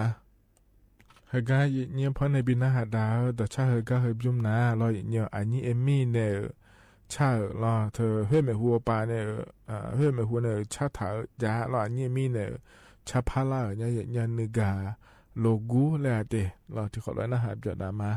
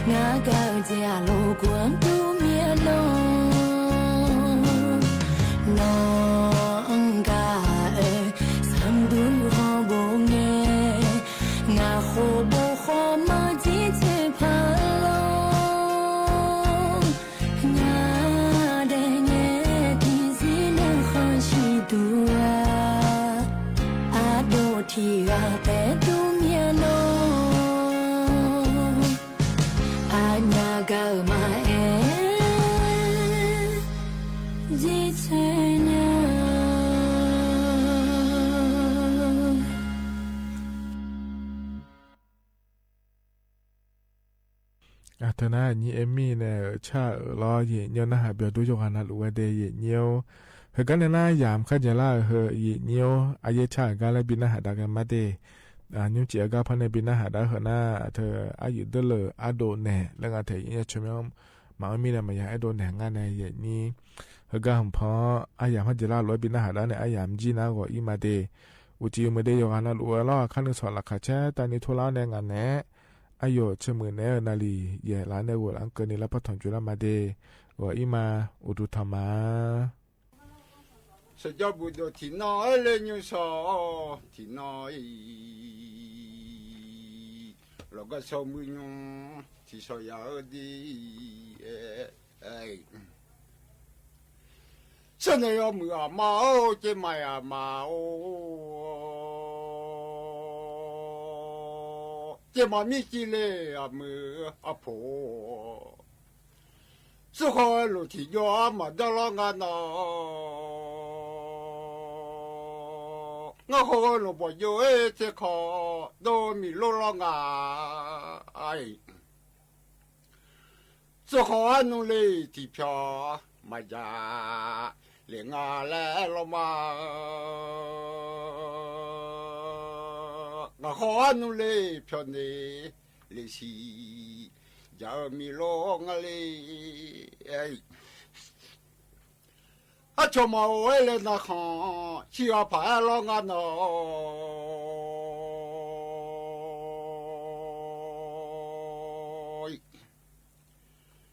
มินุนกมาเวเลนะขันมาชีลากาพายัญญา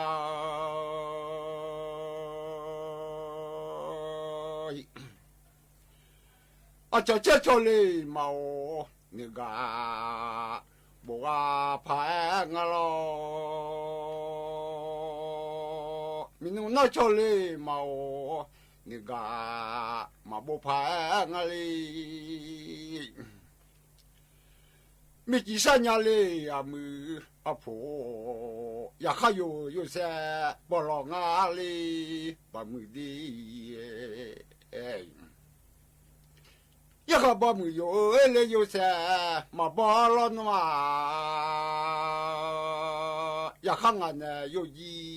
พายาลามีอยู่สอยน้อบ่มือดีมีกี่สัญญาเลยอามืออาโผเรายิ่งจงใหญ่ละนี่ฐานนี้ดีช้าๆไอเราจะจะจำมาโจเอนะฮะมาชีลอนยานอ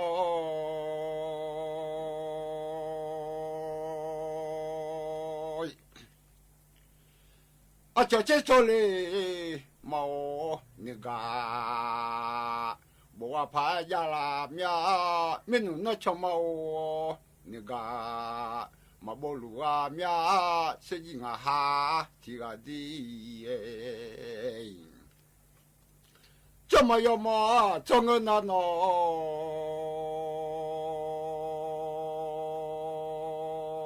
มาเอาสลีมามันอยู่รอหนาวมือ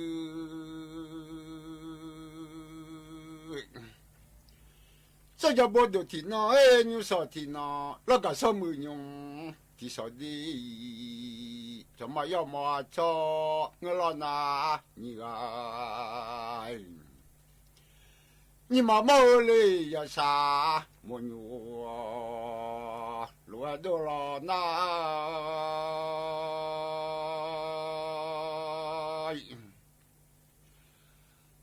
อดีตจังมาขอเอยาสาโยที่ไล่ลอยา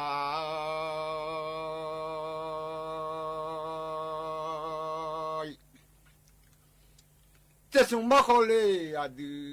เวลาโจที่ลาลอยา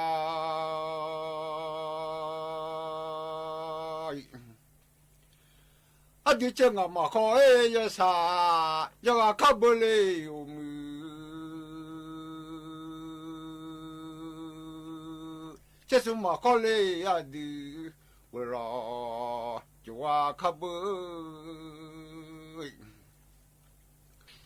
正啊光哎要啥，嘛将老那么哦，就是光为了嘛就老那要别路有啊，就让俺就那要瞧哎，这边把压力呀路一天，我来俺就。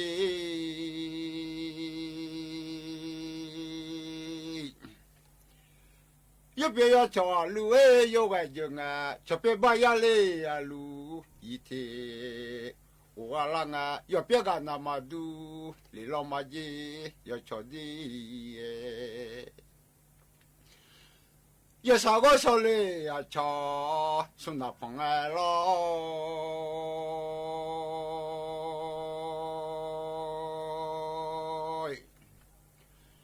要不要有嘞送那。嘛胖了嘛耶，也不也有啊呀，来打个啦嘛耶，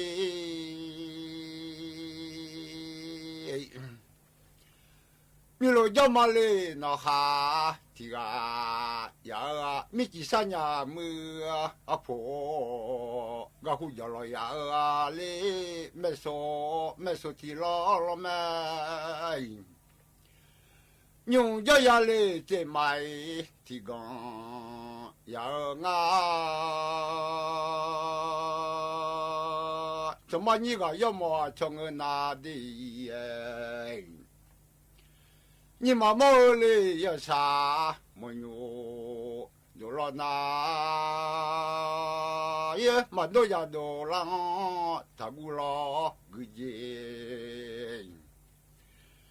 到了个节嘛，到了那世界嘛，刚嘛接了哩，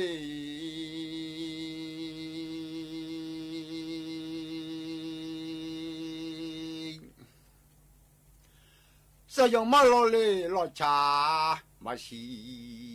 了嘛耶，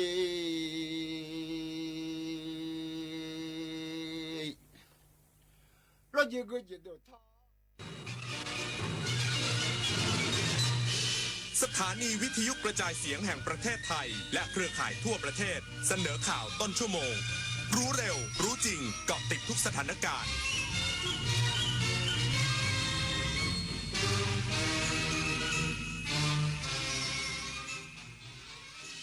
รับฟังข่าวต้นชั่วโมง 22 นาฬิกากับอานนท์ นันตาสุคนครับ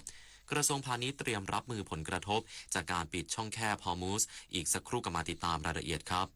ขอเชิญพุทธศาสนิกชนและผู้มีจิตศรัทธานมัสการพระสมเด็จองค์ปฐมพระพุทธเมตตาณวัดเทพประธานอธิพรอำเภอสอยดาวจังหวัดจันทบุรีพระพุทธรูปนินรัตนองค์แรกและองค์เดียวในโลกสร้างขึ้นเพื่อถวายเป็นพุทธบูชาและเป็นพระราชกุศลแด่ในหลวงรัชกาลที่ 9 เนื่องในโอกาสพระราชพิธีมหามงคลเฉลิมพระชนมพรรษา7 รอบ 5 ธันวาคม 2554 ร่วมเป็นส่วนหนึ่งในการสืบสานศิลปะพุทธศาสนาแห่งภาคตะวันออกสักการะได้แล้ววันนี้24 ปีแห่งเส้นทางของกองทุนหมู่บ้านและชุมชนเมืองที่ดำเนินการภายใต้รัฐบาลที่สนับสนุนเสริมสร้างศักยภาพผ่านไปยังกองทุนหมู่บ้านและชุมชนเมืองทั่วประเทศโดยแบ่งตามขนาดของหมู่บ้าน3ระดับ S M L เพื่อให้กองทุนมีอิสระและมีส่วนร่วมในการดำเนินงานงบประมาณให้เป็นไปตามความต้องการของคนส่วนใหญ่โครงการ SML ส่งตรงโอกาสถึงชุมชนโดยชุมชนเพื่อชุมชนเกิดเป็นอาชีพสร้างรายได้และเป็นรากฐานในการดำเนินชีวิตอย่างมั่นคงสำนักงานกองทุนหมู่บ้านและชุมชนเมืองแห่งชาติคนไทยรักสุขภาพฟังทางนี้ขอเชิญร่วมออกกำลังกายสร้างสังคมสุขภาพดีกับโครงการแสงดำใจไทยทั้งชาติเดินวิ่งปั่นป้องกันอัมพาตครั้งที่ 11 เฉลิมพระเกียรติด้วยแนวคิดใหม่ออกกำลังกายเป็นนิสัยห่างไกลสโตรก No Stop No Stroke สมัครได้แล้ววันนี้ที่ wrb11.thai.run ถึง 31 สิงหาคม 2568 มาร่วมกันทำให้การออกกำลังกายเป็นส่วนหนึ่งในชีวิตประจำวันแล้วมาเดินวิ่งปั่นพร้อมกันทั่วประเทศ 2 พฤศจิกายนนี้เอาถอยไปหน่อยเห็นไม่ชัดอ่ะเห็นไหมคะ ถอยอีกนิดนึงเห็นหรือยังคะอีกนิดนึงได้ไหมโหมองการไกลเชียวนะคะอายุที่มากขึ้นมาพร้อมกับปัญหาความเสื่อมของดวงตามายืดเวลาดวงตาสุขภาพดีด้วยการมันสังเกตอาการผิดปกติรับประทานอาหารที่มีประโยชน์สวมแว่นตากันแดดไม่อยู่กลางแจ้งและตรวจสุขภาพดวงตาเป็นประจำทุกปีใส่ใจดูแลรักษาดวงตาเพื่อมองดูโลกอันสดใสไปอีกนาน กระทรวงพาณิชย์เตรียมรับมือผลกระทบจากการปิดช่องแคบฮอร์มุซที่ส่งผลทำให้ราคาน้ำมันปรับสูงขึ้นและกระทบส่งออกนายภูลพงษ์นยนาภากรผู้อำนวยการสำนักงานนโยบายและยุทธศาสตร์การค้าโฆษกกระทรวงพาณิชย์เปิดเผยว่าช่องแคบฮอร์มุซเป็นเส้นทางขนส่งน้ำมันที่สำคัญที่สุดแห่งหนึ่งของโลกหากช่องแคบฮอร์มุซถูกปิดอุปทานน้ำมันดิบกว่าครึ่งหนึ่งของประเทศจะได้รับผลกระทบและหากสถานการณ์ยืดเยื้ออาจนำมาสู่การเผชิญราคาน้ำมันและค่าพลังงานที่พุ่งสูงการปิดกั้นช่องทางขนส่งสินค้าผ่านช่องแคบแห่งนี้จะส่งผลกระทบโดยตรงต่อการส่งออกของไทยไปยังภูมิภาคตะวันออกกลางค่อนข้างมากในด้านการส่งออกของไทยบางสินค้าอาจได้รับประโยชน์จากราคาน้ำมันที่สูงขึ้นเช่นสินค้าส่งออกที่เกี่ยวกับน้ำมันทั้งนี้ความขัดแย้งในตะวันออกกลางในปัจจุบันมีแนวโน้มทวีความรุนแรงมากกว่าที่ประเมินไว้ในช่วงแรก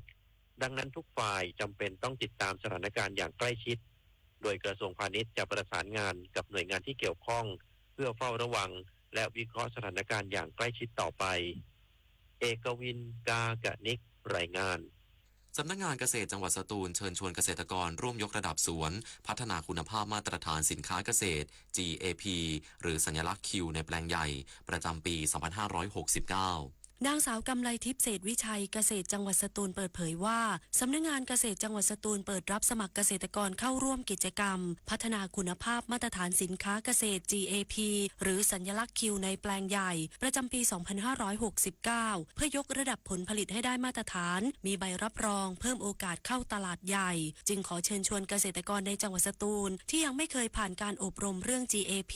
มีพื้นที่ปลูกตามกฎหมายผลิตสินค้าเกษตรที่อยู่ในขอบข่ายการตรวจรับรองของกรมวิชาการเกษตรและเป็นพืชที่ให้ผลผลิตแล้วผลิตพืชที่ต้องการส่งออกไปยังสาธารณรัฐประชาชนจีนได้แก่ทุเรียนลำไยลิ้นจี่มะม่วงมังคุดขนุนมะพร้าวกล้วยสับปะรดมะขามเงาะน้อยหน่าส้มโอฝรั่งลองกองละมุดสวรสมะละกอส้มเปลือกล่อนส้มมะเฟืองและชมพู่สำหรับเกษตรกรที่สนใจขอให้เตรียมเอกสารที่เกี่ยวข้องคือใบสมัครสำเนาบัตรประชาชนและสำเนาทะเบียนบ้านรวมถึงเอกสารสิทธิ์ที่ดินหรือหนังสือรับรองกรณีที่ดินไม่มีเอกสารสิทธิ์พร้อมยื่นใบสมัครภายในวันที่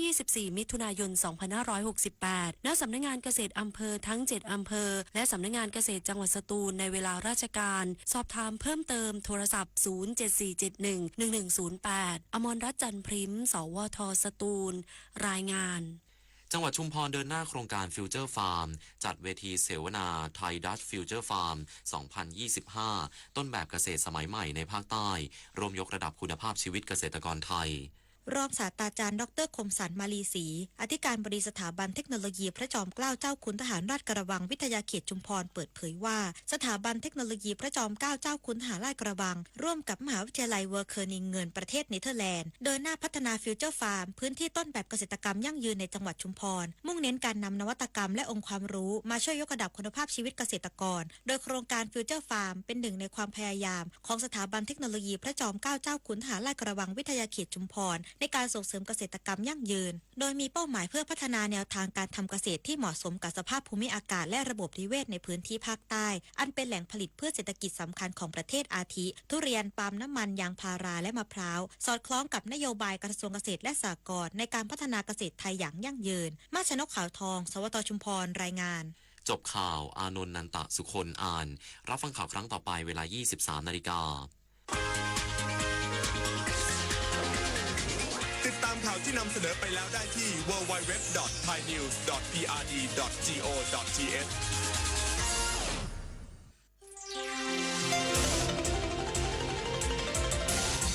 วิทยุแห่งประเทศไทยให้ความรู้กู้ความสุขต่อไปนี้ขอเชิญท่านฟังรายการเพื่อนฝันดำเนินรายการโดยจารุลินมุสิกพงศ์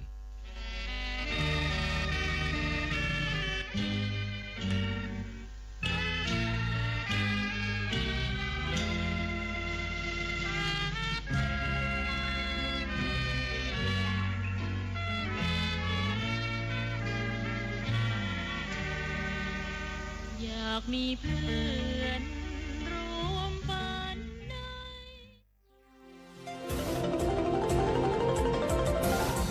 วิทยุ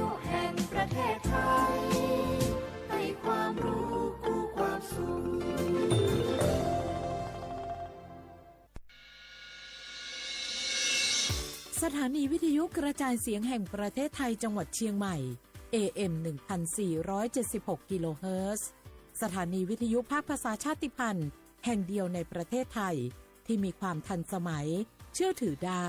สร้างอัตลักษณ์กลุ่มชาติพันธุ์สู่สากล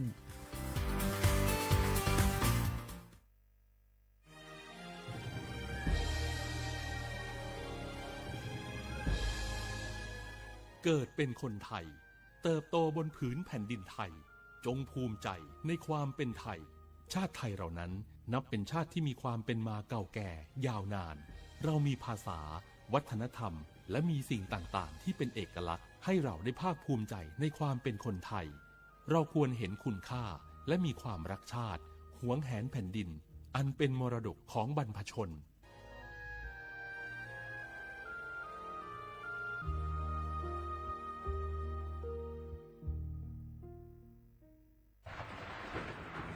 ฝนตกหนักน้ำท่วม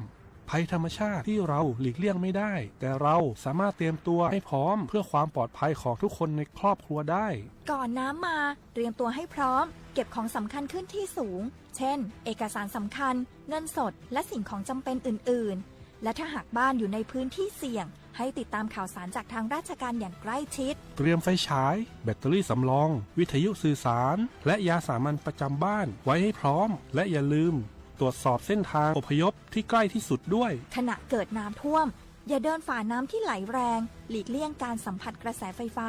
และหากต้องอพยพให้ปฏิบัติตามคำแนะนำของเจ้าหน้าที่อย่างเคร่งครัดเมื่อภัยผ่านพ้นตรวจสอบความเสียหายของบ้านและทำความสะอาดเพื่อป้องกันโรคที่มากับน้ำท่วมเตรียมตัวให้พร้อมก่อนภัยมาถึงเราจึงจะปลอดภัยด้วยความปรารถนาดีจากสำนักงานประชาสัมพันธ์ที่ 3 กรมประชาสัมพันธ์แม่ครับมีหมาที่ไหนก็ไม่รู้เห่าอยู่หน้าบ้านเราผมวิ่งหนีเข้าบ้านเกือบไม่ทัน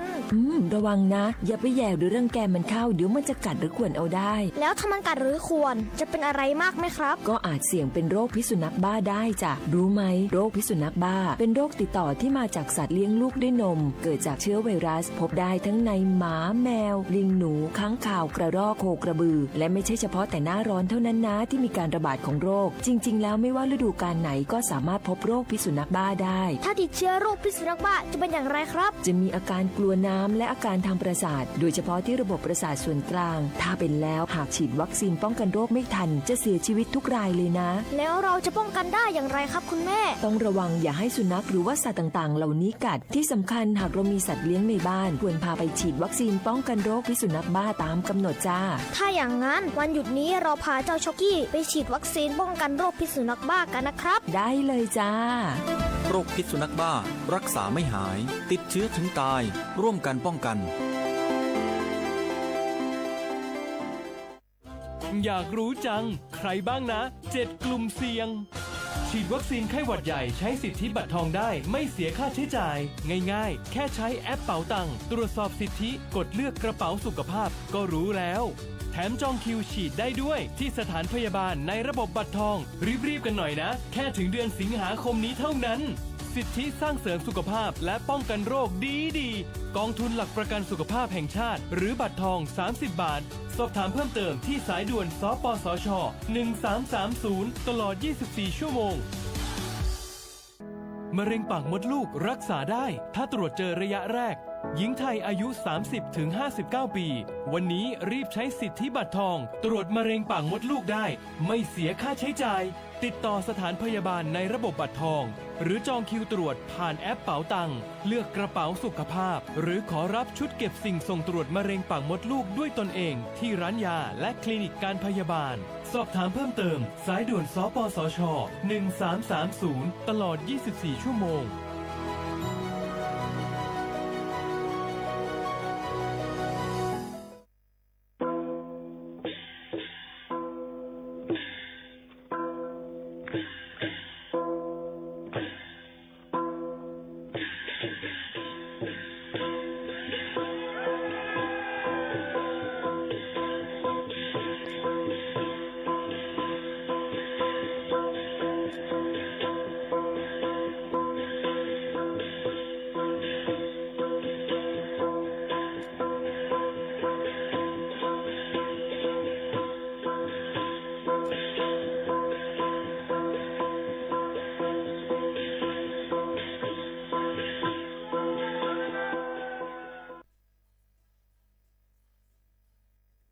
น้องเขาสนใจใครปืนเผาผ่านตั้งห้องเปิดเสียงสวทเก้งใหม่ปั่นตั้งหูห่มปาดังมีดังซื้อถ่อมแจ้งแล้งหลีกว่าไก่ในปื้นตีเจดอนเก้งใหม่กับสืบมาเลยดีสวทเก้งใหม่หมายฟ้น053-276-068และ092-246-8579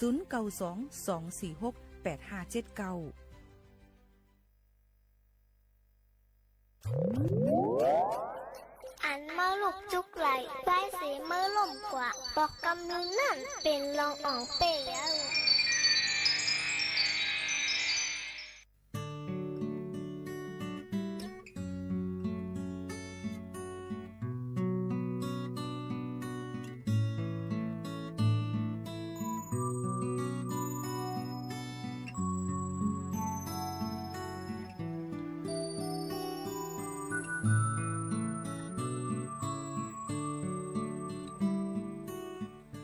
เย่เศร้ามียานผัดดังหักดังแป้งสันขัดยันเลียนพังหอกพังแห่สีพ่อแม่พี่น้องก็ดังหลังเดมึงกวางเยาซ้อมไม่เสิร์ข้าวดังนางขยางไปโตดูโกลิวส่งกันยันคัดเบเซอร์ส่งกันเส้นหาตัดเจอดื้อดันเทอานนักข้ามโปนบางลายข้าอยู่ส่งน้ำสอนไว้ตั้งอายต่อสู้กว่าความค้าขายกลางลายอันเน่เสพผู้หญิงออกวันเมืองหือ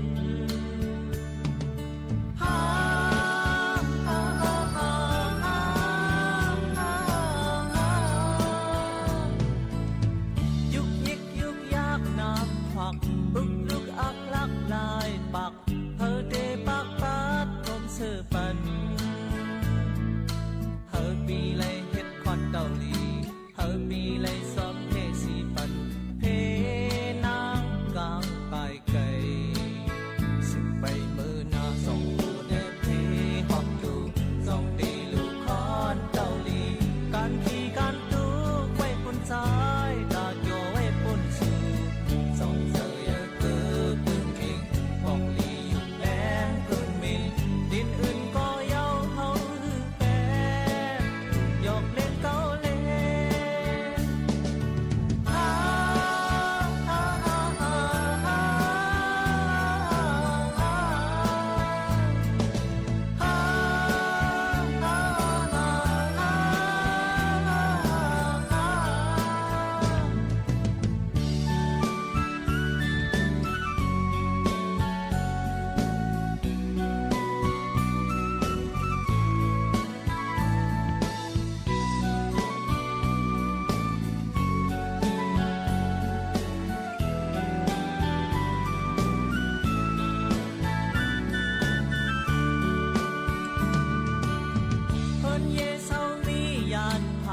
ดังหักดังแป้งสันขัดยันลิ้นพังหอกพังแห่สีบ่แม่พี่น้องคือดังหลังตีมึงกวางเยาซ้อมไม่เสิร์ข้าวดังนางขยางไปโตดูโกลิวส่งปันแก่นคัดปีเสิร์ส่งกันเส้นหาตัดเจอดื้อดันเทอานนักข้ามโปนบางลายทุกข้า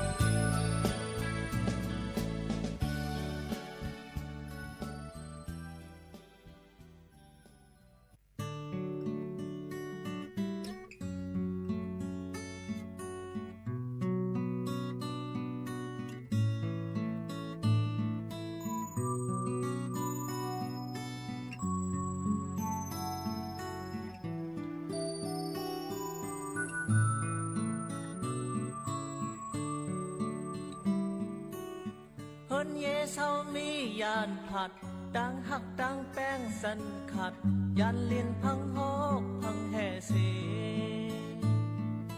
พ่อแม่พี่น้องก็ต่างหลังเปมึงกวางยาวซ้อมไม่เสิร์ เหมือสูงค่ะเหมือสูงพี่น้องผู้ยินถ่อมเฮาคาตั้งเสียงกูก็กูก้นค่ะทบกันที่ในตอนการห้องปล่อยเสียงสวทเก้งใหม่ AM 1476กิโลเฮิรตซ์ค่ะปืนปล่อยเสียงกูวันพอถึงมาข้าวยาม10 โมงถึง 11 โมงกลางเนื้อและกลางค่ำอยู่จอมคาเฮาผู้ปืนเผาและผู้จัดรายการยิ่งหมูขาวโน่นในเอามาฝากตวนจุถึงปอแม่ปีๆน้องๆเฮาเขากูก็กูก้นตั้งหมดตั้งเสียงตอนตาในวันเมื่อในเฮาคาทบกันมั่นในก็ได้เป็นวันจันทร์ค่ะพี่น้องเขาวันจันทร์ที่23เหลือนโทน6 2เฮงปลาย25ปีพุทธา2เฮง5ปากปลาย68ปีใต้2เฮง1ปากปลาย19ปีก็จ่า1เฮง3ปากปลาย87คู่ไหนข่าวเป็นเลิน7รอง13คำฮอดถึงมาสิอยู่จ้อมกันที่ในย้อนเฮาพ่อแม่พี่ๆน้องๆเฮาเขากูก็กูก้นอยู่หลีกินหวานก้างยานพี่เขียนกันนั่นค่ะนะเนาะฮบโทซ้อมกันที่ในก็ย้อนสู้ปันกูก็กูก้นเฮามีดังซื้อใจกันยก็ย้อนจึงจันใจพี่น้องเขานั่นเฮาลูกจื่นขึ้นมาขึงปองให้สร้างเฮาลีเซออนต้อนเสเก่ากันกูก็กูก้นเนี่ยฝากตอนยืนจู้ถึงพ่อแม่พี่น้องๆเขากูก็กูก้นอยู่ค่ะพี่น้องเขาค่ะอยู่เป็นอ้อยก้อยเซจ้อมการทับถ่อมจ้อมกันดีในค่ะตอนตาย่ำพองตะเหลวนั่นในค่ะพี่น้องเขาก็เดเลยมาถ่อมด้วยข่าวเงาฟิงฟ้าราศีกันอ่อนตั้งก่อนตั้งปอดห้องซึ่งไทยนั่นเดมีฝนตกลงมาโหปากมัน70เนื้อปืนตีเตตกนำมังอองตีมังเจตอนซึ่งหนังไหนค่ะยื่นบนนั้นเลยเตจางเฮ็ดน้ำน้ำทมน้ำน้องในค่ะยก็ลิ้นก่นลิ้นหยุดลิ้นปังมาซึ่งหนังไหนค่ะเนาะพี่น้องเขาถูกดีเลยไว้ฟังกันไว้ฝนเดตกนำตั้งตีเลยพองลาเดมีตั้งเจตอนไม่ห้องสอนเก้งใหม่เก้งไฮพะเยาลำพูนลำปางเมืองน่านเมืองแพร่อุตรดิตถ์ตากสุโขทัยพิษณุโลกเพชรบูรณ์ไหนค่ะลมกัดลมเย็นเดมีอยู่ดี24ถึง26องศาดีกรีค่ะไว้วันเดมี31ถึง34ไหนค่ะพี่น้องเขาก็ถูกดีเลยไว้ฟังกันในค่ะเตจางมีฝนตกลงมาหลายวันทัดกันอยู่เจ้งหนังไหนค่ะนะอันนี้ก็เอามาฝากตวนจู้ถึงปอแม่ปีน้องๆเขากูก็กูก้นตั้งหมดตั้งเสียงเจ้งหนังไหนค่ะฝากตวนจู้ถึงกันเย้าในเฮาพี่น้องเขามาถ่อมในตอนการเฮาค่ะช่วยกดไลค์แชร์ในตอนการเฮาค่ะจ้อมในนั่นค่ะพี่น้องเขาค่ะอันนี้ก็เอามาฝากตวนจู้ถึงกันค่ะพอเดมาด้วยข่าวเงาเกี่ยวกับเลยลองตั้งเมืองไต้นั่นในถึงเมื่อวันที่21เดือนธันวาคม2เฮงปลาย25ป่นมาเนื้อปอกหมาย1และหมาย2เว้งปังหลงเมืองไต้ปอดจานนั่นไล่กว่าจกแคบไว้ตาหาบการซึกตีทำให้ยงค่ะในว่างเสาหินปังหลงเจิ้งหนังไหนค่ะเลยฮู้ว่าค่ะหาบการขุนลุ่มอุบเปิงพ่องงำกูลองอ่อนโหจัดเฮ็ดปังจกแคบไว้เสในปักเปิงหับการซึกมักมันไว้ว่าอายุ18ปีต่อถึง35ปีในนั่นเตเลยหับการซึกค่ะสังว่าเป็นผู้มีปิญญาโรงเรียนมอเสลองอำนั้นเลยจุมคู่เสอันในเตมักมันต่อถึงอายุ40ปีวันไหนค่ะที่ปังจบแคบไว้นั่นเขาขับป้าเซ็นจื้อก้นจอมหนังเวิงมุ่งหอเฮือนอันเขาไล่อันเขาไล่ลวงเก็บนั่นก็ในเว้งปังหลวงก็เขาเตให้จกไว้กูก็นะคะมีไว้หมอก1เหง5ปักก็ในแลเตให้จกตั้งเหง5ปักก็เยาก็เผาจกย่าหมายเลยก็ต้องหมายเจ้าเก่าเสเตเลยกว่าจอมขับหมายแจนมันเปิงแตกมันจูบในเขาเตห้องแต่50ก็อำนั้นก็10อำนั้นก็ปักก็ในเผาป้าในนั่นเขาก็เตห้องตื้นเตเลยกว่านะคะก้นหลอดในตื้นเตอำมีอยู่ที่ว่าเผาหาถึง5จึงหนังไหนนั่นกุ้ยเนี่ยนั่นค่ะพี่น้องเขาค่ะก็เปิ้นนั่นแหละก้นเมืองที่เว้งลอยแหลมก็เลยจกแคบไว้แต่หาบการซึกเสก้นหนุ่มก้อนหนึ่งอันจกย่าหมายหนึ่งนั่นเลยกินยามือเสนูเซ็งกว่าเจิงไหนก็มีค่ะย้อนเปิ้นนั้นลองตั้งเจิงไหนลองอยู่สั่งกินเช้าหวานเฮาเมืองเฮาก็ป้อมีลองหลอดแล้วห่มลมหลอดเพอีสังย้อนเปิ้นนั้นพี่น้องเขาก็หลูเลยฟังอยู่ฟังกินกันในค่ะตอนดังเมืองจึงไทยซ้ำในค่ะวัดไว้อันเป็นแห่งการพาสปอร์ตปรับคำเมืองอันมาเป็นไว้แห่งการนั่นในค่ะอันหมดอายุกว่านั่นเปิ้นก็ต่อว่าต่อไว้ปันอยู่ในคักตอนที่ย่อนย่านปันให้พี่น้องเขาอยู่เศร้าถังไรตั้งเมืองจึงไทยกว่าไรเทียงต่อถึงปีเซงย้อนเปิ้นว่าภาย ลงปองซึ่งห้องการถ่ายเฮ็ดวัดไว้พาสปอร์ตเมืองมานเขาเปิ้นอำไปห่างเฮียนไว้สิเมืองจึงไทยก็อำจางเฮ็ดจึงหือนั่นค่ะนะเนาะก็หลูเลยไปด้วยข่าวเงากันเที่ยงจึงหนังในก่อนในนั่นค่ะพี่น้องเฮาเขาค่ะอันนี้ก็เอามาฝากเตือนถึงพี่น้องเฮาเขาเอามาติดถ่อมตั้งเรดิโอออมล้มตะเลียวตั้งออมล้มเรดิโอก็ยังตึกปืนปล่อยเสียงอยู่ข่าวยามเมืองไทยก็ได้เป็น10ถึง11 โมงกลางในกลางค่ำว่าเป็นเมืองเฮาติดถ่อมในกลางค่ำ9 โมงกึ่งถึง10 โมงกึ่งเหมือนกันเฮ็ดมาตีในปียาวข้าวหึงยาวในนั่นค่ะพี่น้องเฮาเขาค่ะอันนี้ก็มันก็ติเลยถ่อมเรดิโอก็มันก็ว่าตึกเลยมาถ่อมเลยมาหันผู้จัดรายการมันกุ้ยจึงหนังไหนค่ะซึ่งหือก็ลีค่ะเฮาค่ะเอาลองลีเข้าหากันค่ะเนาะมาฝากเตือนถึงพี่น้องเขาในวันมื้อในนั่นค่ะข้อตอบข้อเตรียมอันพี่น้องเขามักหมายเตรียมกันเข้ามานั่นบางอันบ่ขอตอบมันบ่เตรียมมาเลยลองตั้งบ่ไล่เจอในเต็มอ่านค่ะนะย้อนปืนสังมันเตเป็นลองหมายถอนในจัดปานวันเหตุการณ์วันนั้นเหตุการณ์เจ้าซึ่งหนังไหนค่ะเนาะก็วันนั้นแหละพี่น้องเขาได้เตรียมตอบมาจึงหือเนี่ยก็แค่ตอบปันขอความเตรียมมาปันขอความมันตีมัน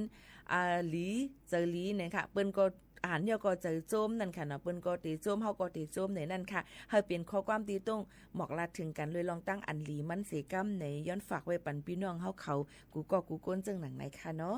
ถ่อมไล่ตั้งเรดิโอออมล้ม AM 1476กิโลเฮิรตซ์ค่ะด้วยไล่ตั้งเฮิรนสวมเพชค่ะสวทเก้งใหม่ AM 1476KHZ นะคะเนาะเยอะก็ที่ตาม follow ไลน์นะคะเยอะก็ตั้ง TikTok ดีในนะคะพี่น้องเขาอ่อนกันลือเฮือลือเจอถ่อมด้วยเพียงความหวานหูถูกเจอกันเที่ยงลูกกวนค่ะพี่น้องเขาจงขึ้นมาอุบมาโอ้จำกันเที่ยงหลายๆล่วงหลายอันเจิ้งหนังไหนค่ะพี่น้องเขาโจกาดีกันยินถ่อมเพียงความเนี่ยค่ะมาช่วยแทงข่าวอันนึงตีเว้งเนี่ยค่ะพระเจดอนสมุทรปราการค่ะที่ตั้งสมุทรปราการค่ะพระประแดงนั่นค่ะนะเนาะเมืองไทยนั่นเฮียงการยันเมืองก้นเมืองมันเขาตั้งวงเล่าเสียงหลังพิดหม้อกันแลญาก้นไทยเจอหาวเอากองยื้อเสือมีก้นเสียงสายใจกว่านึงก็หมัดเจ็บกว่านึงก็เจ้าหน้าที่ห้องบริหารพระประแดงเขาลาตีผู้สื่อข่าวนั่นว่าย่ามกลางค่ำ6 โมงไป46 นาทีวันที่18 เดือนธันวาคม65เฮงปลาย25นั่นมีก้นตึงลาดมาตีเสียนตั้งหึงมีก้นยาเอา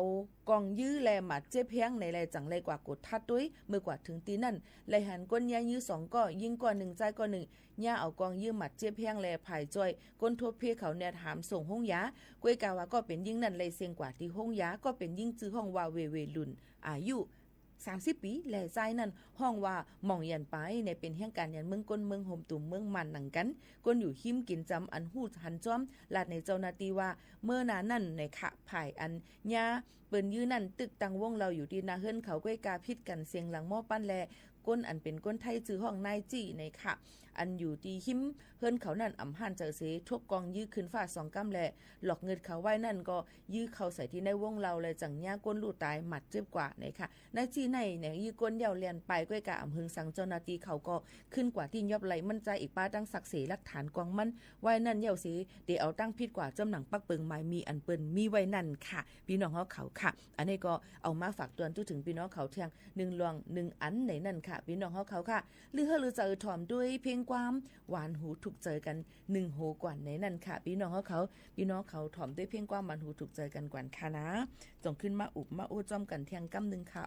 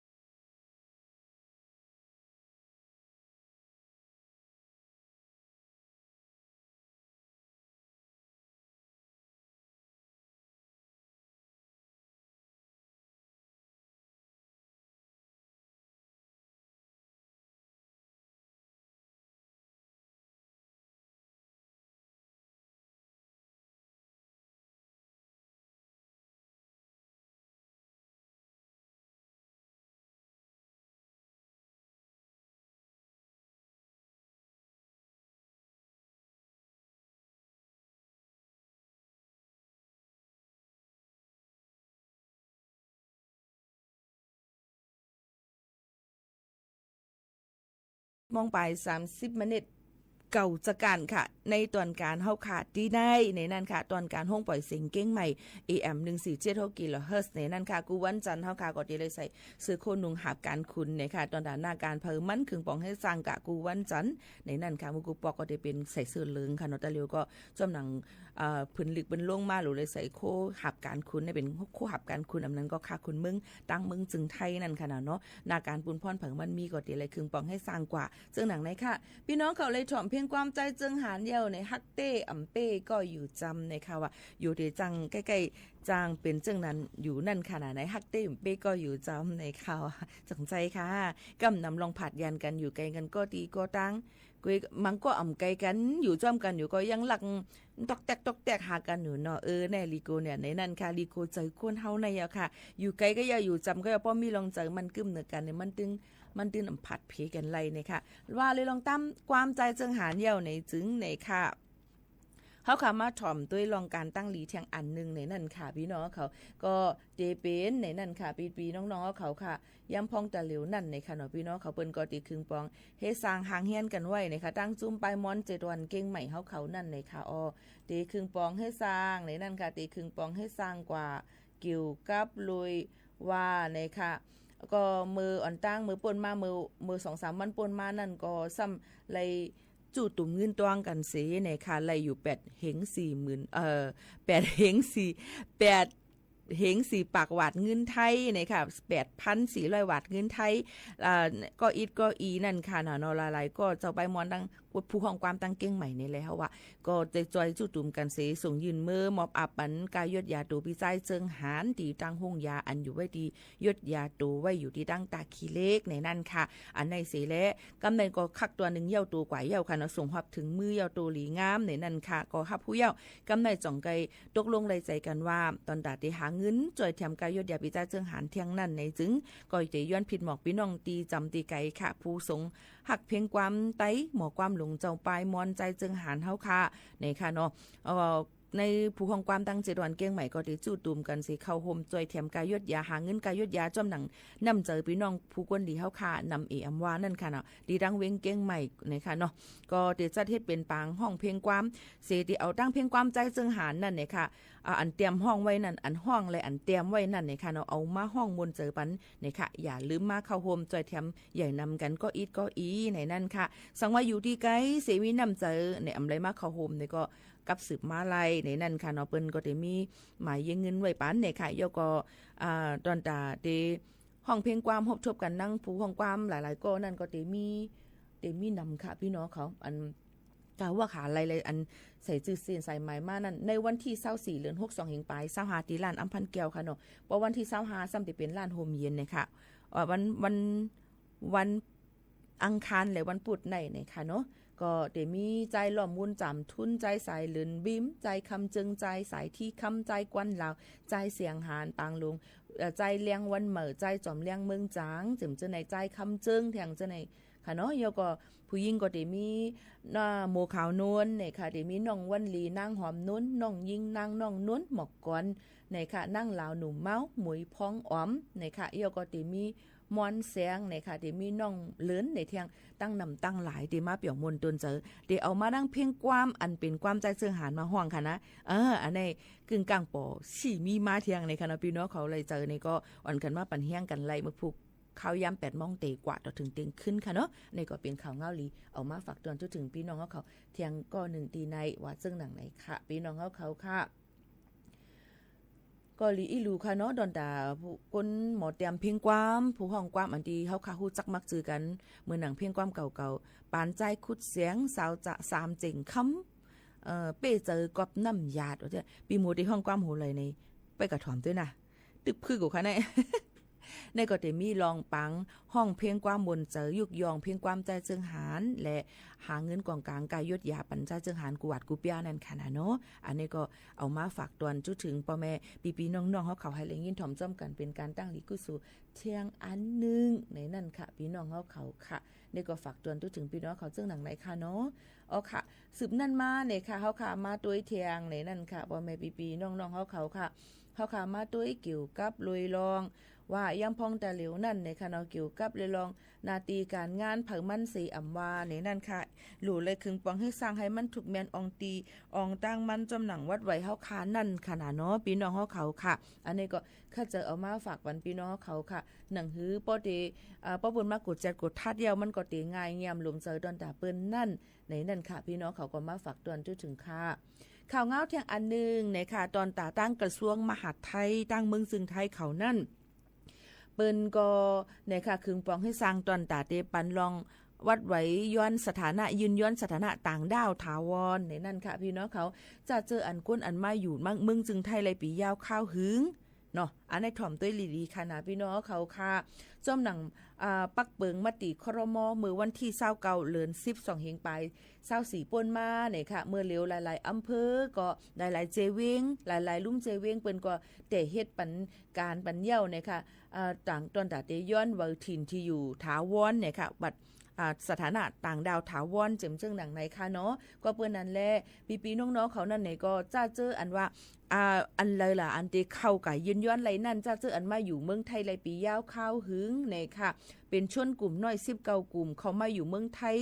ก่อนวันที่30เดือนกันยา2เหง5ปากปลาย42ในค่ะถ่อมด้วยลีค่ะนะพี่น้องเขาค่ะเต็มเลยเป็นข้อถามย่อยย่ำกันเที่ยงซึ่งไหนค่ะเนาะยก็จุ่มที่2 3เจอลูกอ่อนอันมีไว้หลักฐานเสขึ้นเห็นต่อปอเย้าค่ะพี่น้องเขาจุ่มที่3 3ลูกอ่อนอันผ่านปอแม่อำนั้นก็เปิ้นห้องว่าคนไร้รากเหง้าในค่ะพี่น้องเขาจุ่มที่4 3เจออันเป็นก้นเฮ็ดปัน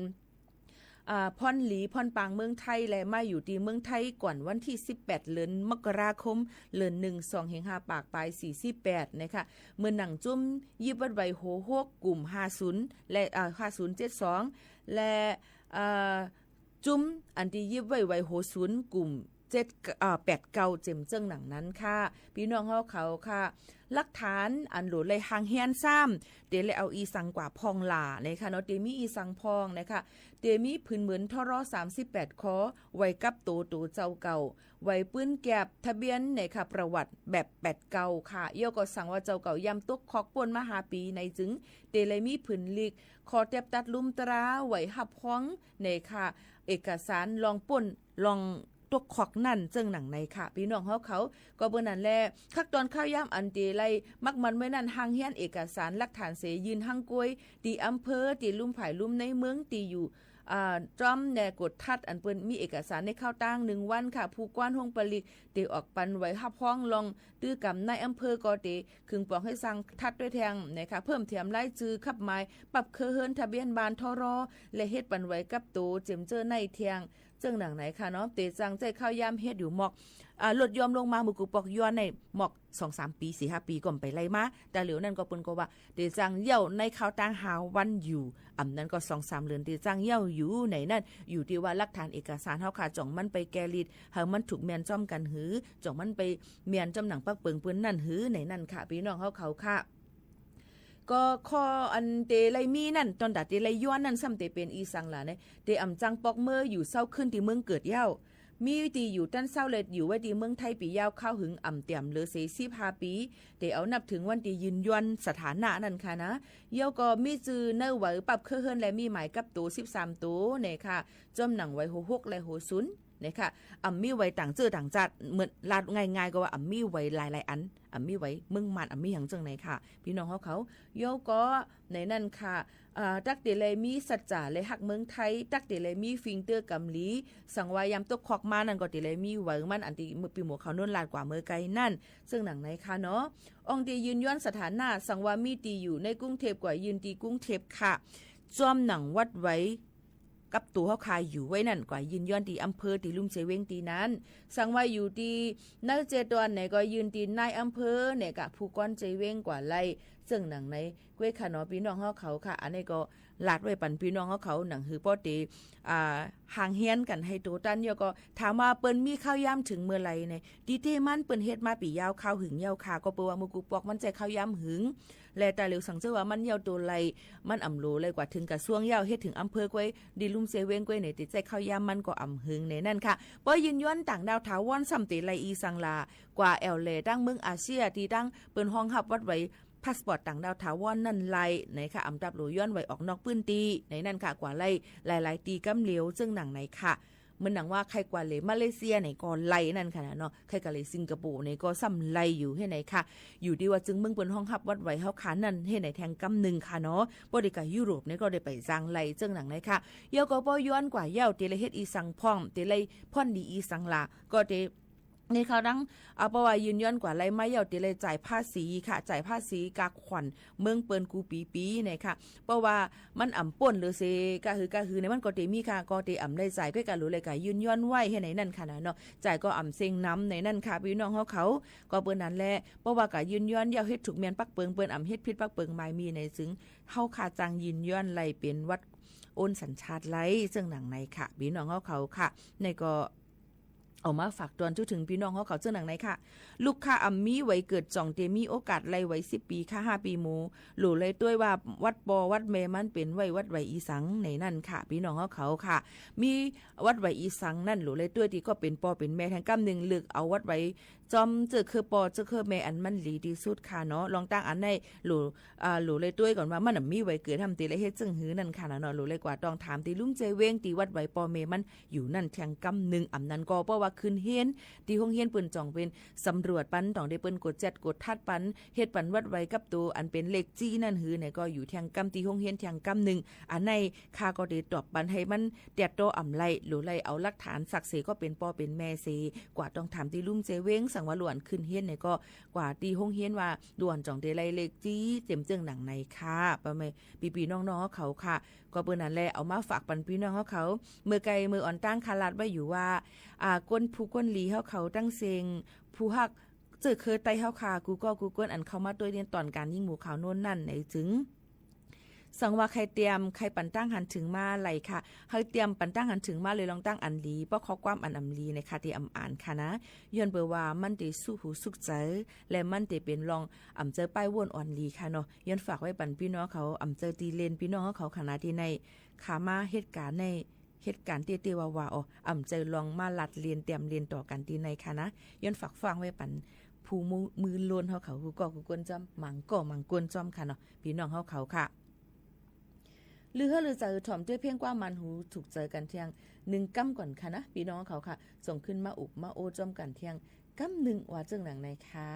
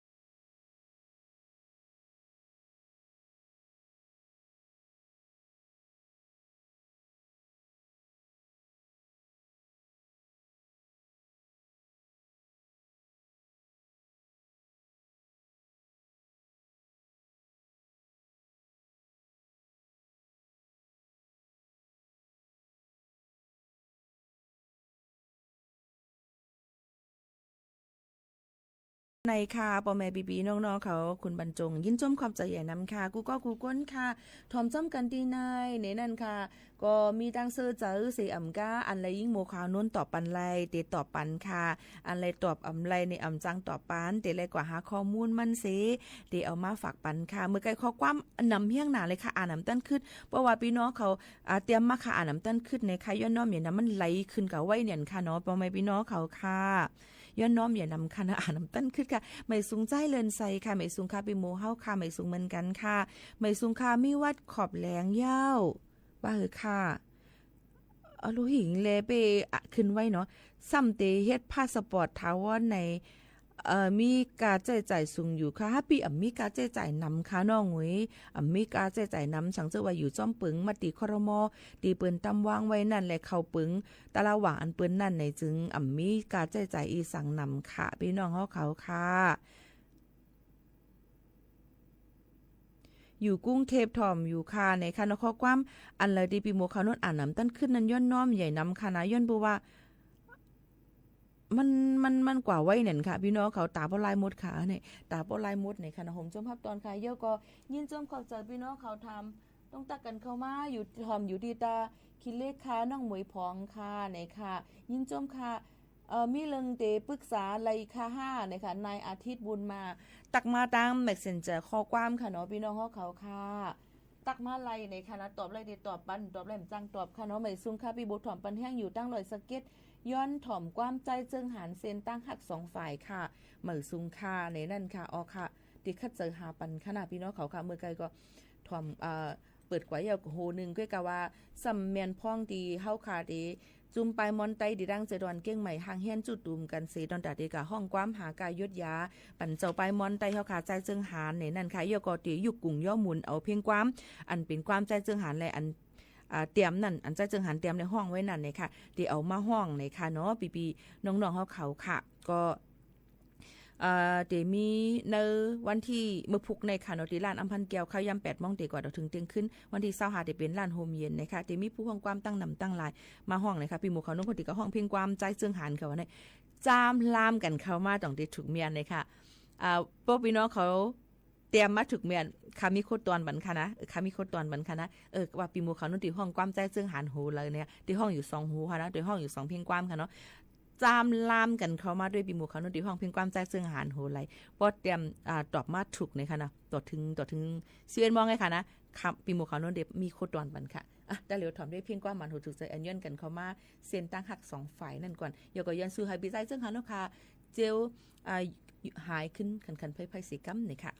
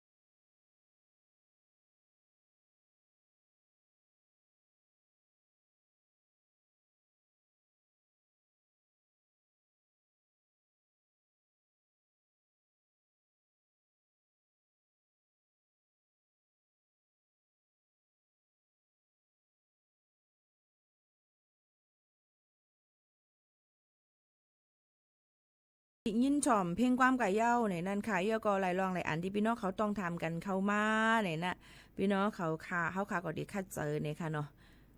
มาหมอกลัดถึงพี่น้องเขาเทียงในนั่นค่ะในตอนการเฮาคาดีในอันพี่น้องเขาเข้ามาถ่อมมาตัวอยู่ย่ำพ่องแต่เราเป็นห้องปล่อยเสียงค่ะเนาะเป็นเรดิโอไทยแลนด์เก้งใหม่นะคะเป็นห้องปล่อยเสียงเก้งใหม่ปืนปล่อยเสียงกูวันข่าวยาม 10 โมงถึง 11 โมงกลางไหนกลางค่ำกลับมาปะเยาในได้เป็นรายการล่าหูพี่น้องเจ้าล่าหูอำนั้นก็พี่น้องมูซื้อเขาจังไหนค่ะมันก็จะมีอยู่7เจ้าเคอเปลี่ยนไปเปลี่ยนปุดแลกลายกันกว่าจังหนังไหนค่ะพี่น้องเขาถามว่าใส่ซื้อโคจังไหนซ้ำเหตุการณ์อย่างเหตุการณ์ห้องปล่อยเสียงเป็นผู้ปืนข่าวในเอาค่ะพี่น้องเขาไว้ไกลอยู่ภายใต้การค่ะคุณเมืองเหตุการณ์ภายใต้จอมพ่องหลวงเมืองจึงไทยจึงไหนค่ะก็เปิ้นนั่นแหละเฮาค่ะก็เอามาหมอกลัดปันพี่น้องเขาเยี่ยวค่ะนะยุ่มยามมาได้ปองใจอำปองใจต้องถามมาตักมาในขอความสุนโตไลติดต่อปันค่ะนะยินจมขอบใจกูก้นค่ะลองข่าวเงาฝนฟ้าราศีก็ลาดลองวัดลองไหวก็ลาดเยี่ยวก็แทงลองนึงตั้งเป็นอันเป็นติลูกอ่อนตั้งเป็นเจ็บเย็นอ่อนมาอีเป็นห้องว่าตั้งเป็นวัณโรคเทียมนะคะพี่น้องเขาที่เป็นห้อยบ่อยยุ่งครบอิดเหก็เป็นตุ่มเป็นน้องมาเนี่ยบ่เป็น5เฮียงไหนถึงอาศักใส่สายเจอก็เดจังผ่าตัดเป็ดเนื้อจังเนาเป็ดจังไหนคะก็เปิดนั้นพี่น้องเขาก็รู้เลยรู้ล้อมด้วยถึงลูกหลานเฮาขานั่นจอมในนั่นค่ะยก็ปาตูเฮาสู่เขาเฮาตั้งสิ่งให้อยู่ลีกินหวานก้างยานเพียเขียนกันในนั่นค่ะปีฮู้2น้องฮู้1จอยกันครึ่งปองกว่าอันไรลีเมื่อในหมู่เขาโน่นลาดกว่าก็ให้เอาอันไรอำนี้ในก็ให้พา8สีหนังกลางเจอพี่น้องเขาใครไรใครเป็นนั่นให้เต็มทนค่ะก้อนนึงก็เฮาลีเต็มตั้งหมดก่อมเป็นไรให้จ้าทั้งหมดก็อำเป็นไรยันเปิ้นนั้นแลเฮาหลุดทัดทองเอานั่นยาวค่ะไว้เจอกวางใหญ่เหมือนน้ำสมุตราน้ำปางลายปากลายลงนั่นสิเฮาอยู่ลีกินหวานก้างยานพี่เกียนกันสีกำในค่ะฝากตวนทุกถึงกันค่ะเนาะพี่น้องเขาค่ะฝนเดจังตกลงมาต่อถึงวันที่27ก็บ่ว่าเห็นข้าวฝนค่ะบางทีได้ตกนะบางทีก็ได้ตกอีกค่ะเนาะค่ะมาฝากปันพี่น้องเขาซึ่งหนังนะคะมื้อเยาค่ะม่อนๆค่ะเหมยสูงค่ะ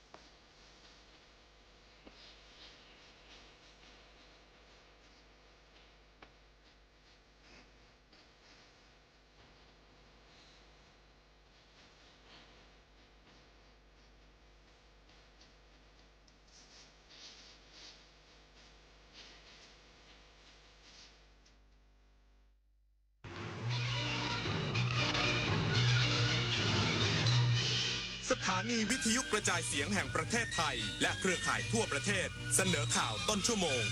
รู้เร็วรู้จริงเกาะติดทุกสถานการณ์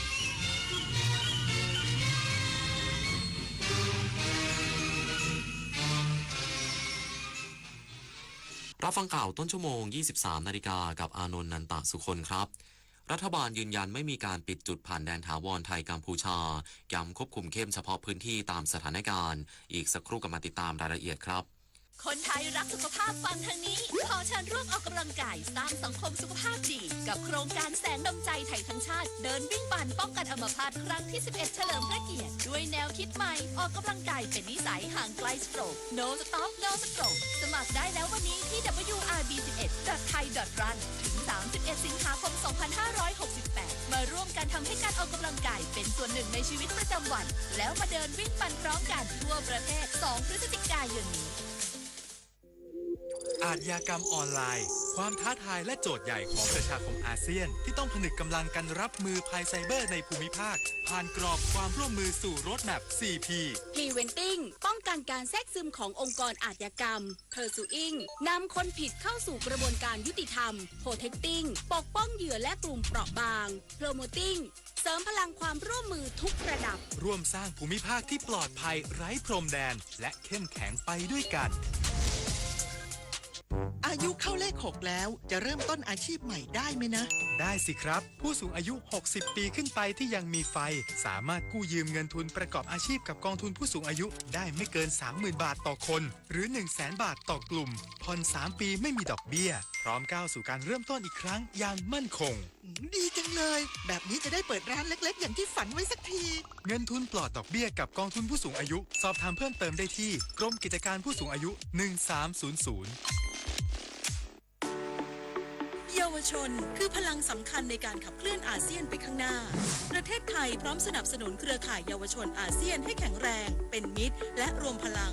ด้วยการสนับสนุนเครื่องมือดิจิทัลและพื้นที่ให้เยาวชนได้แสดงออกลงทุนในโครงการพัฒนาเยาวชนสนับสนุนความร่วมมือข้ามพรมแดนและส่งเสริมการเข้าถึงการศึกษาทักษะสำหรับอนาคตอย่างเท่าเทียมเยาวชนอาเซียนคือพลังสร้างอนาคตรัฐบาลยืนยันไม่มีการปิดจุดผ่านแดนถาวรไทยกัมพูชาย้ำควบคุมเข้มเฉพาะพื้นที่ตามสถานการณ์พร้อมเร่งปราบอาชญากรรมข้ามชาติเพื่อรักษาเสถียรภาพและความปลอดภัยของประชาชนทั้งสองประเทศนายนิกรเดชพลางกูลโฆษกกระทรวงการต่างประเทศเปิดเผยว่าปัจจุบันรัฐบาลไทยยังไม่มีการปิดจุดผ่านแดนถาวรไทยกัมพูชาแต่มีเพียงการปรับมาตรการควบคุมเฉพาะพื้นที่ตามระดับสถานการณ์เช่นปรับเวลาเข้าออกและจำกัดผู้ผ่านแดนในบางจุดเพื่อให้สอดคล้องกับสถานการณ์จริงและลดผลกระทบต่อประชาชนให้น้อยที่สุดเช่นเดียวกับกรณีด่านช่องสายตะกูจังหวัดบุรีรัมย์ที่เป็นไปตามมาตรการด้านความมั่นคงขณะเดียวกันไทยยังเร่งปราบปรามอาชญากรรมข้ามชาติและแก๊งคอลเซ็นเตอร์อย่างจริงจังโดยเป็นเจ้าภาพจัดประชุม3ฝ่ายไทยเมียนมาจีนเพื่อร่วมกันรับมือทลายแก๊งต้มตุ๋นและช่วยเหลือผู้เสียหายจนมีแนวโน้มลดลงแต่พบว่าขบวนการได้ย้ายไปฝั่งตะวันออกมากขึ้นไทยจึงประสานหน่วยงานทั้งในและต่างประเทศยกระดับมาตรการแก้ไขอย่างต่อเนื่องสำหรับแรงงานกัมพูชาโฆษกกระทรวงการต่างประเทศย้ำว่า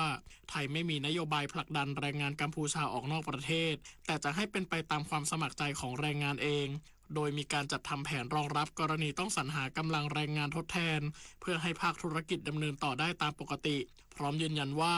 นโยบายของไทยเป็นไปตาม MOU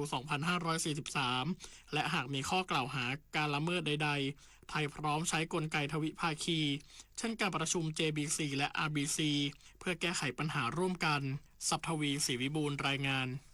ศูนย์อำนวยการป้องกันและปราบปรามยาเสพติดจังหวัดสตูลเชิญชวนเด็กและเยาวชนสมัครร่วมโครงการฝึกอบรมยุวสิงห์มหาดไทยจังหวัดสตูลรวมใจต้านภัยยาเสพติดประจำปี 2568นายชัยวุฒิบัวทองปลัดจังหวัดสตูลเปิดเผยว่าศูนย์อำนวยการป้องกันและปราบปรามยาเสพติดจังหวัดสตูลกำหนดจัดโครงการฝึกอบรมยุวสิงห์มหาดไทยจังหวัดสตูลรวมใจต้านภัยยาเสพติดประจำปี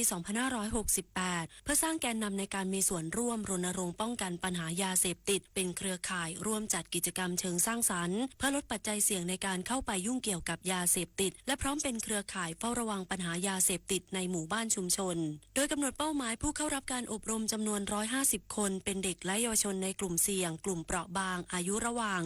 15-18 ปีหลักสูตร3 วันระหว่างวันที่ 7-9 กรกฎาคม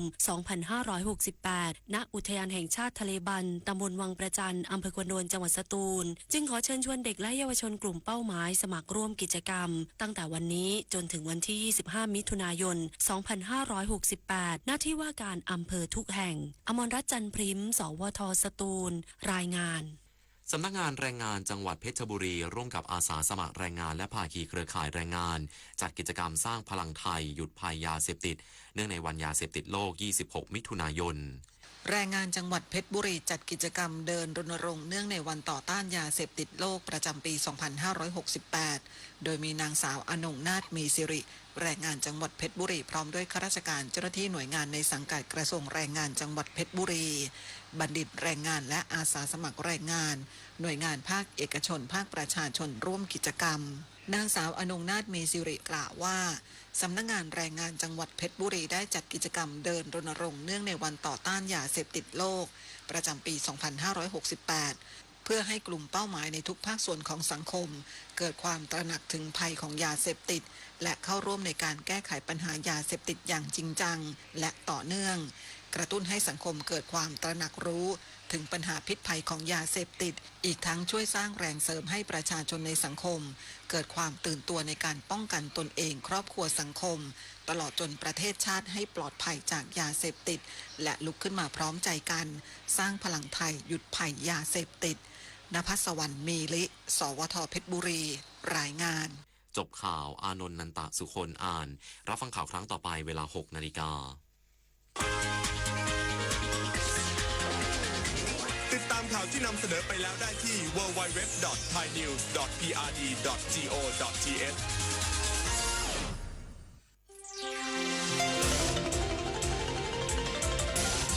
วิทยุแห่งประเทศไทยให้ความรู้กู้ความสุข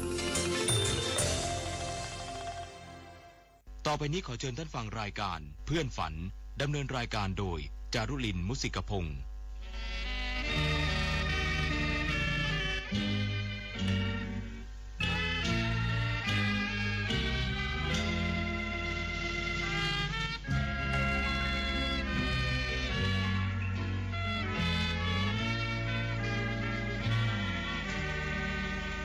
อยากมีเพื่อนร่วมฝันในวันนี้ วันที่มีเสียงเพลงบรรเลงวอนเดี๋ยวออดอ้อนเดี๋ยวเรื่องลื่นแสนชื่นบานเดี๋ยวสาบสานเดี๋ยวโศกซึ้งตรึงหาไทย ชั่วโมงที่2ของเพื่อนฝันวันจันทร์ที่ 23 มิถุนายน 2568 สุภฤกษ์ธรรมฤดีควบคุมเสียงนะคะ เริ่มด้วยเพลงปลุกไทยเป็นเพลงปลุกใจเพลงแรกของวงกลมโฆษณาการค่ะ คืนนี้เราจะฟังการบรรเลงขับร้องหมู่โดยวงกลมประชาสัมพันธ์นะคะ มาจากบทพระราชนิพนธ์ในรัชกาลที่ 6 พระบาทสมเด็จพระมงกุฎเกล้าเจ้าอยู่หัวทำนองโดยครูเอื้อค่ะ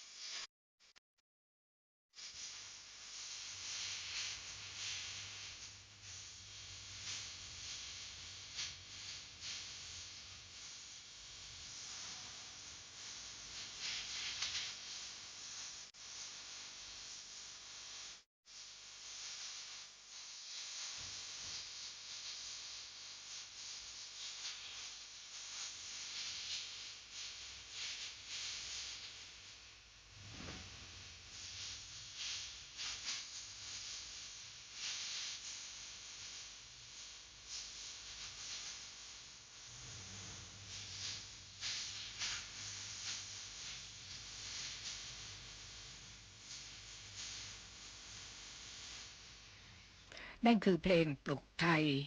บรรเลงขับร้องโดยวงกรมประชาสัมพันธ์คำร้องเป็นบทพระราชนิพนธ์ในรัชกาลที่ 6ทำนองโดยครูเอื้อนะคะส่วนผลงานของพลตรีหลวงวิจิตรวาทการนั้นเป็นเพลงรักไทยคุณบุญทรงเฮราบัตรขับร้องค่ะจากละครเรื่องน่านเจ้าปี 2482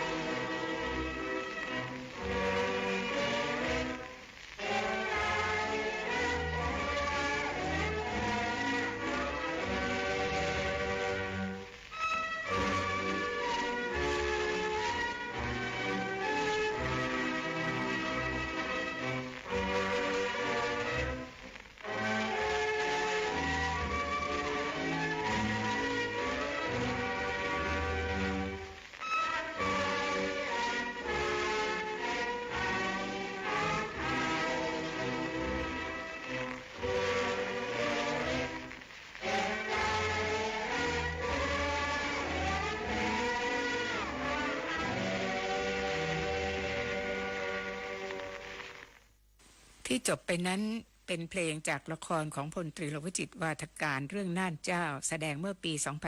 2482 คือเพลงรักไทยคุณบุญทรงเฮราบัตรเป็นผู้บันทึกเสียงสองเพลงต่อไปนี้เป็นผลงานของครูสลายไกรเลิศนะคะเพลงเดียวกันแต่นักร้องคนละคนเราจะให้ฟังถึงลีลาและการขับร้องของนักร้องที่ขับร้องเพลงเดียวกันบุเรงนองลั่นกลองรบคุณสุเทพวงศ์กำแพงศิลปินแห่งชาติขับร้องและจะต่อด้วยเพลงเดียวกันขับร้องโดยเรือโทสันติลุนเพศิลปิน